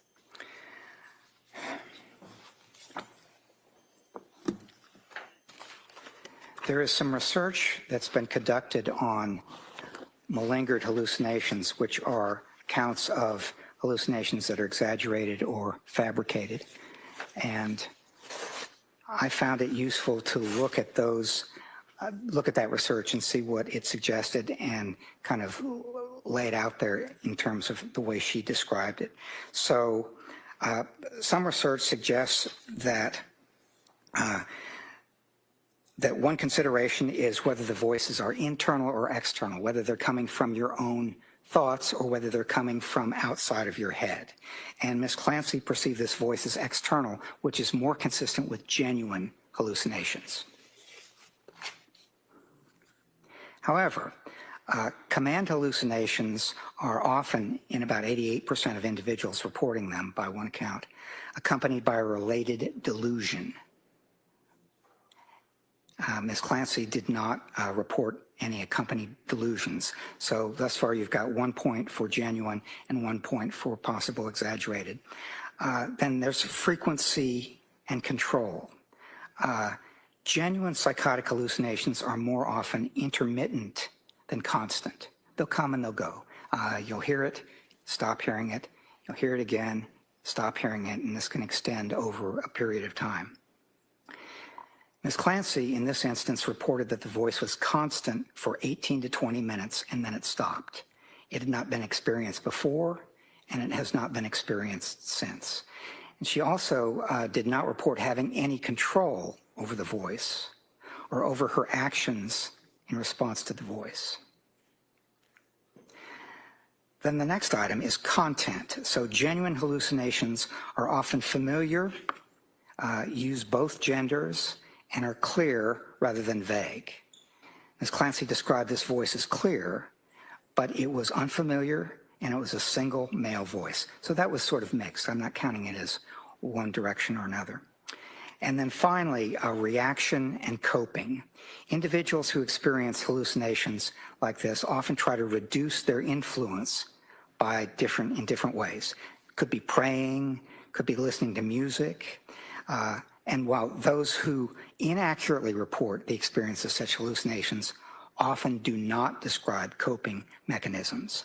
And Ms. Clancy didn't report any attempt to stop the voice or distract herself from it or what have you. So there were about 3 points on which her account more closely resembled exaggerated or fabricated hallucinations. One where it looked more genuine and one that was kind of mixed.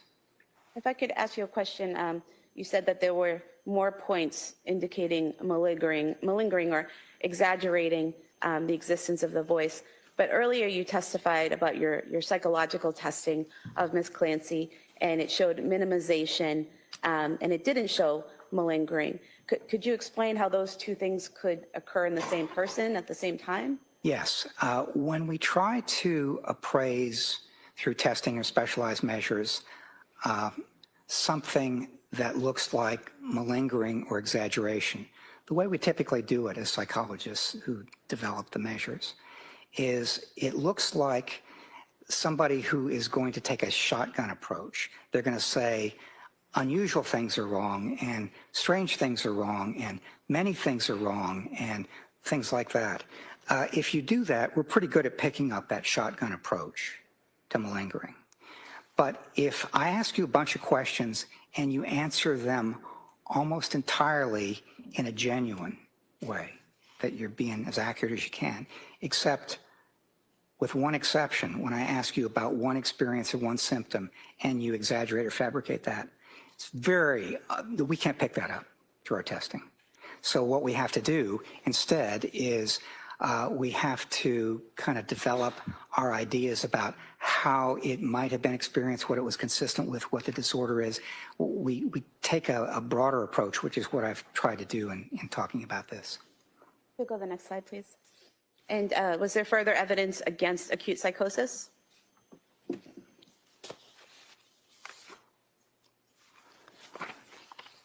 Yes. I'm going to start with the question of thoughts or hallucinations. I've already said that I found the account of hallucinations to be, as she described it, it would be very, very unusual to experience it that way. Never having, not before, not since, constantly for 18 minutes.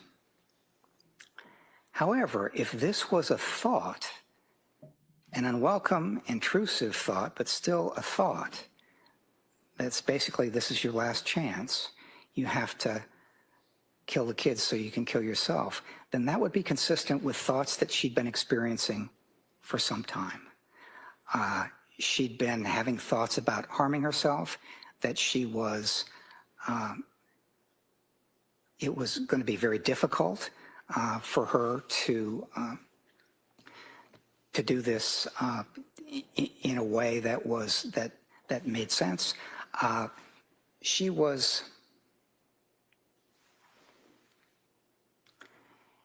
experiencing thoughts about hurting herself because her brain might have been damaged. She was experiencing thoughts about hurting the kids. She was experiencing all sorts of unwelcome thoughts. If that were the case on January 24th, if these were thoughts, then that would be consistent with what she'd been experiencing for months before. So that was something that made more sense to me, that rather than an auditory hallucination, it would have been an unwelcome, intrusive thought. The next bullet is her response to her husband's question, what did you do? So when he got home around 6 p.m.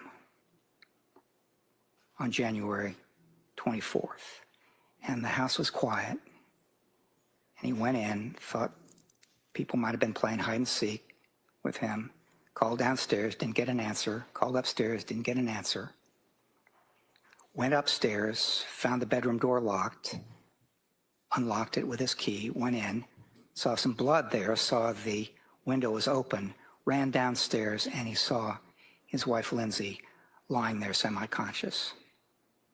And he said, his first question was, what did you do? And her response was, I tried to kill myself. Now, I thought that if she had actually experienced this command hallucination, that she might have said something like, I did what I had to do, or I did what the voice said, or something like that.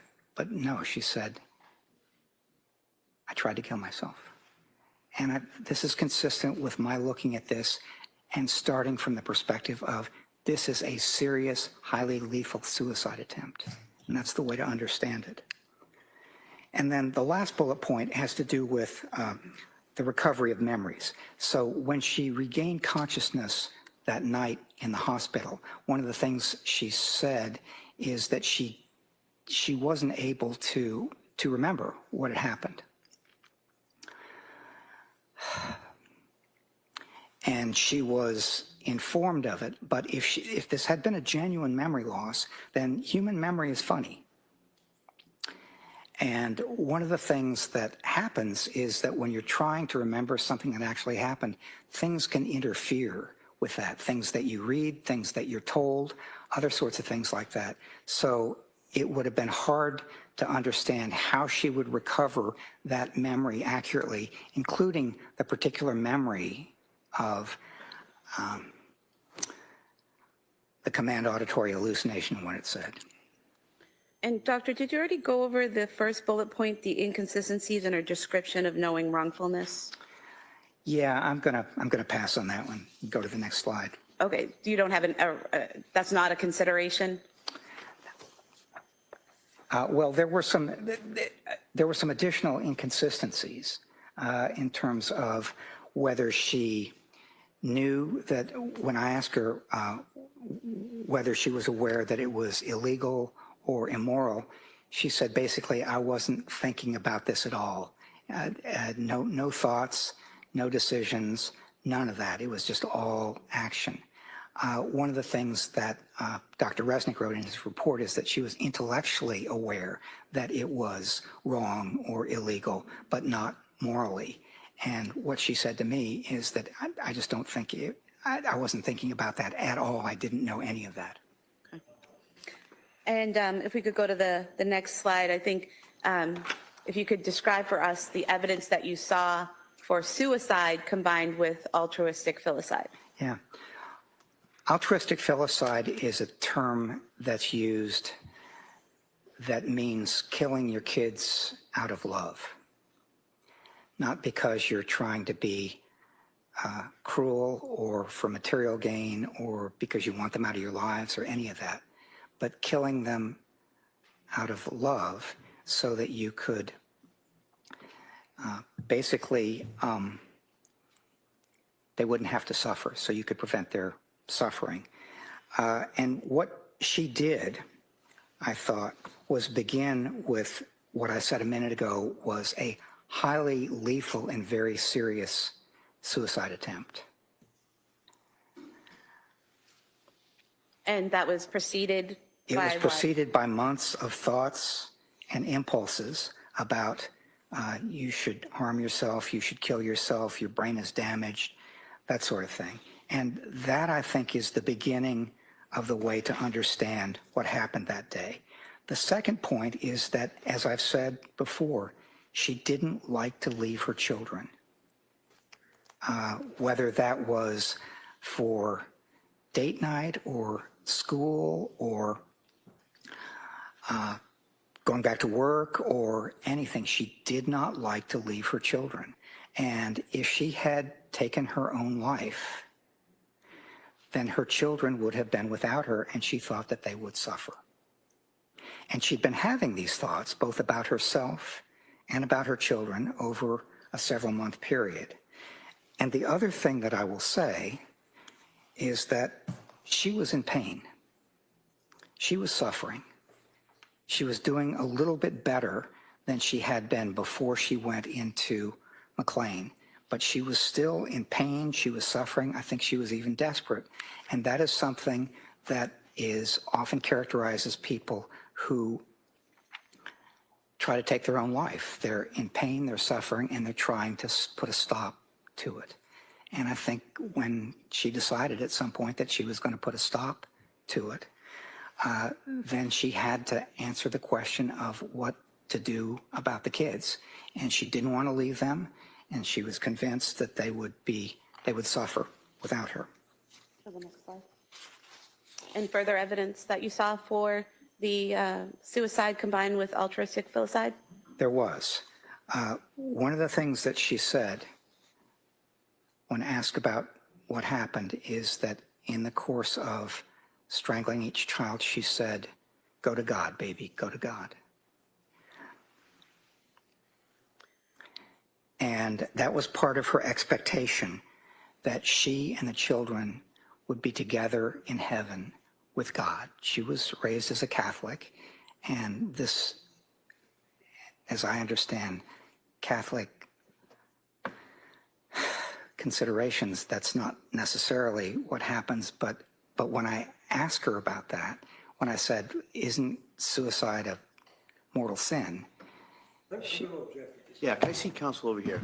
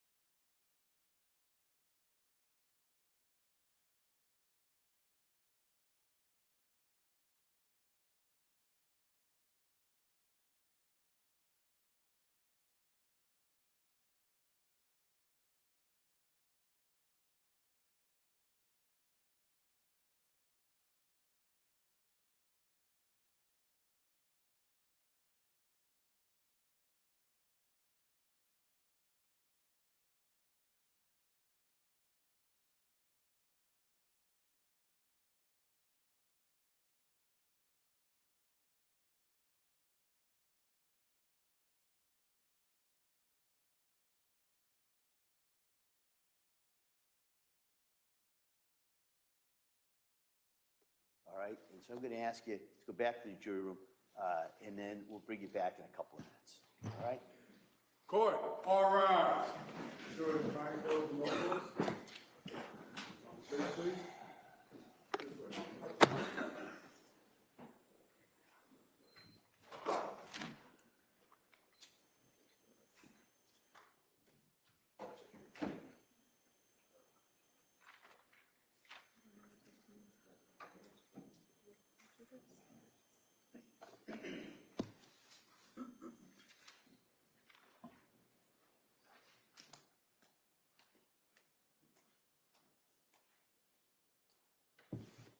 Jurors, next is the forum. This court's in session. All right, we'll be in a short recess, and I'll come out as soon as I can. Court, all rise.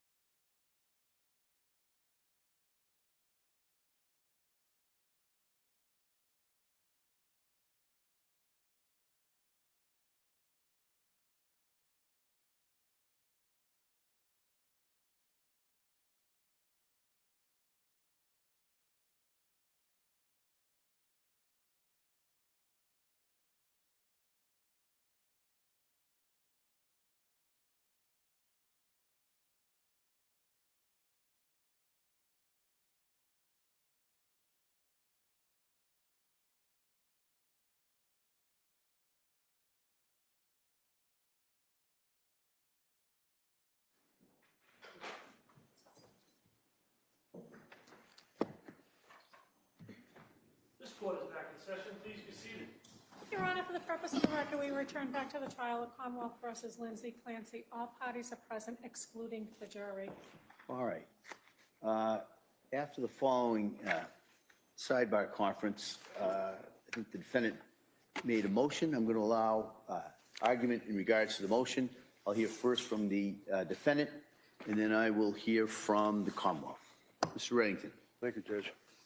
Your Honor, this has been obviously a long trial and a lot of work on the part of everybody involved, from the court to the staff to the prosecutors to myself, and needless to say, the strain on Lindsay Clancy. I have to move for a mistrial reluctantly. The reason is that this is intentional misconduct on the part of the prosecution. You know that this whole idea of injecting Roman Catholic faith, the concept of mortal sin, into this trial occurred, I don't even remember now, about a week ago, and I objected, but before I could get the objection out, Your Honor had us at the sidebar at the same time, and very forcefully, in my opinion, indicated to the jurors that they should not consider that to any degree. At the time, I put on record the fact that I did not feel that, I felt that the court's instructions were sufficient. They were forceful, they were right on point, and we moved forward without a motion for a mistrial. I made a tactical decision. But unfortunately, at this point, it's a concern I have because this is just over the top. It's the same thing again, talking about religion, talking about heaven, talking about killing people and the impact or the effect that it would have on Lindsay as well as her children. The fact that this is not the first time that it occurred during the trial, and the prosecution has previously brought up the concept of mortal sin, based on your ruling in the past, in conjunction with the fact that they brought it up again, I believe it was intentional misconduct, and I feel that the court should grant the motion for mistrial. All right, thank you. Commonwealth? Thank you, Your Honor. The question I asked the witness did not ask for any testimony about religion, about Catholicism, about mortal sins, or anything like that. And the slide is still up on the screen. There's nothing on the slide about Catholicism, about mortal sins, about any of that. The witness was explaining his reasoning. I don't think it was intentional on part of the witness either. If we look at his interview of Ms. Clancy, one of the things that this witness has to do is determine whether the defendant knew the wrongfulness of her conduct. And that can be either that it was criminally wrong or morally wrong. And he explored that with her in the interview and asked her about whether she knew it was legally wrong, and she said she had no concept of legal consequences. And then he went on to ask her about moral wrongfulness and about her religion and whether she knew it was morally wrong, and she did say that she had knowledge that suicide was considered sinful. So I believe that's where the witness was going in trying to explain his reasoning. I don't think he was intentionally trying to inflame the jury or cause an issue in this case. I know I certainly wasn't, because I didn't ask a question about her religion or a question that would invoke that kind of response. I asked him to explain what was on the slides, and that's not on the slides. So there was no intentional conduct by the Commonwealth. That was not where I intended to go with this questioning, and I don't think that the witness intended to do any harm either. He was just explaining his rationale. So I would ask that the jury be instructed to disregard the answer, and I can speak to the witness and tell him not to talk about that reasoning for behind his thoughts, that he can testify about his conclusions, but to leave that portion of his reasoning out of his testimony. Well, here's a concern I have, is what the witness did say in regards to it said, go to God, baby, go to God. That was statements that had been made in evidence already. And then he indicated that was part of her expectation, that she and the children would be together in heaven with God. All right. Now we're getting a little closer to problematic area. Then he testified she was raised as a Catholic And as I understand Catholic considerations, that's not necessarily what happens. How is any of that proper at this point? But it was not, I'm not going to declare a mistrial this time. What I am going to do is I'm going to bring the jury in. I'm going to tell them to disregard it. I'm going to tell them that's an inappropriate area of inquiry and that this witness's understanding of Catholic dogma or Catholic teaching is irrelevant. There's no evidence of his background or training or having been to the seminary or any of that. And so I think, and that's where he injected that. And so I am giving that, but the Commonwealth, I'm going to strongly, and perhaps the strongest language, talk to him and let him know that he can't go into that. And then my thought is, I'm going to bring the jury back in. I'm going to give them that instruction, and I'm going to send them home.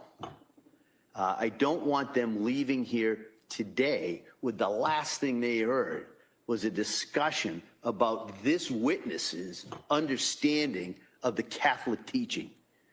That's not the last thing they're going to hear.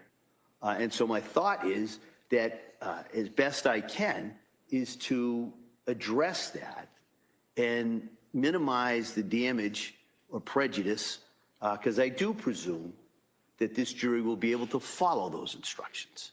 And so that would be my thought. We'll come back. That will give the Commonwealth plenty of time to talk to this witness, to let him know the areas that he should and should not go into. And then we can come back tomorrow and we can resume his direct examination and cross-examination. All right, so that'll be my thought. We'll bring the jury in. I'll give them that instruction, and then we will recess until tomorrow. Okay? Your Honor, just for the record, could I note an objection? Sure, absolutely. All right, so we ready for the jury? Yeah.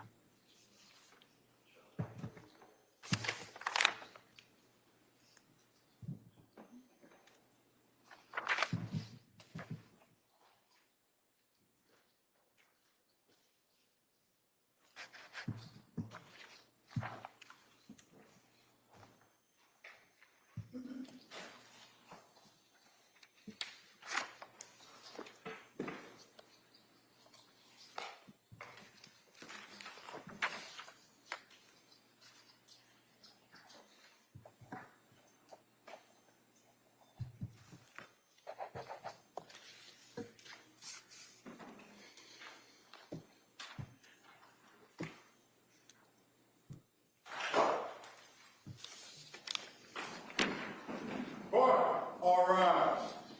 Jurors enter.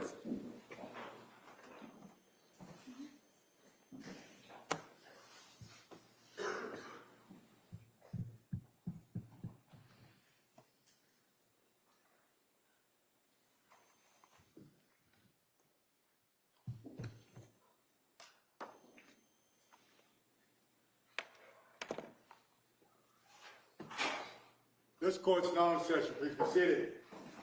For the purpose of the record, we'll return back to the trial of Commonwealth versus Lindsay, Clancy. All parties are present, including the defendant and including the 18 jurors. All right. Well, members of the jury, just before we broke, there was some testimony from that last witness. And I just want to give you some instructions in regards to that testimony. And I just wanted to let the religion that the defendant was raised with is absolutely an inappropriate area of testimony. It is to be stricken. It is not to be considered. I can't be any more clear of that. It cannot be considered. Secondly, the witness's understanding of Catholic teachings and considerations, again, is immaterial, it's irrelevant, it is to be disregarded based on that testimony. All right? And so, because we had a little bit of a delay due to this, what I'm going to do is I'm going to excuse you until tomorrow. All right? And so the thought is, we'll come in, we'll finish up with this witness. I believe the Commonwealth has another witness at that point, and then we'll talk about where we go. I apologize for any kind of confusion or delay, but I just wanted to make sure you had those instructions with you when you left here today. All right? So, I'm sorry, so I'll see you tomorrow. Thank you. Court, all rise. Jurors, kindly close your notebooks. Place them on the chairs. This way, please.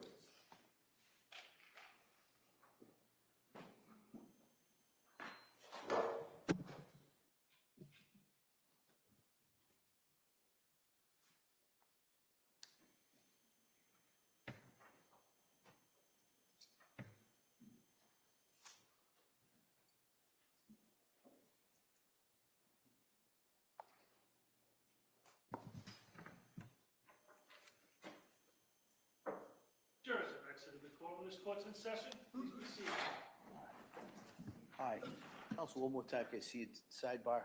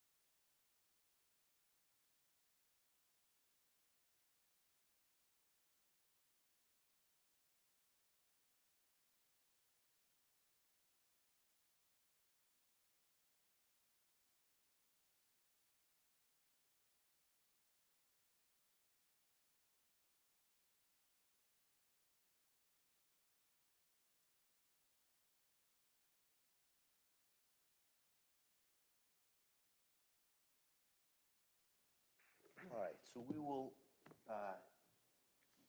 be in recess till tomorrow.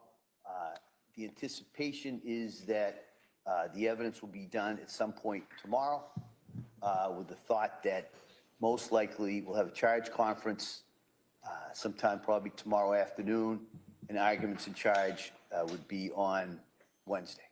All right, subject to change, as they always are.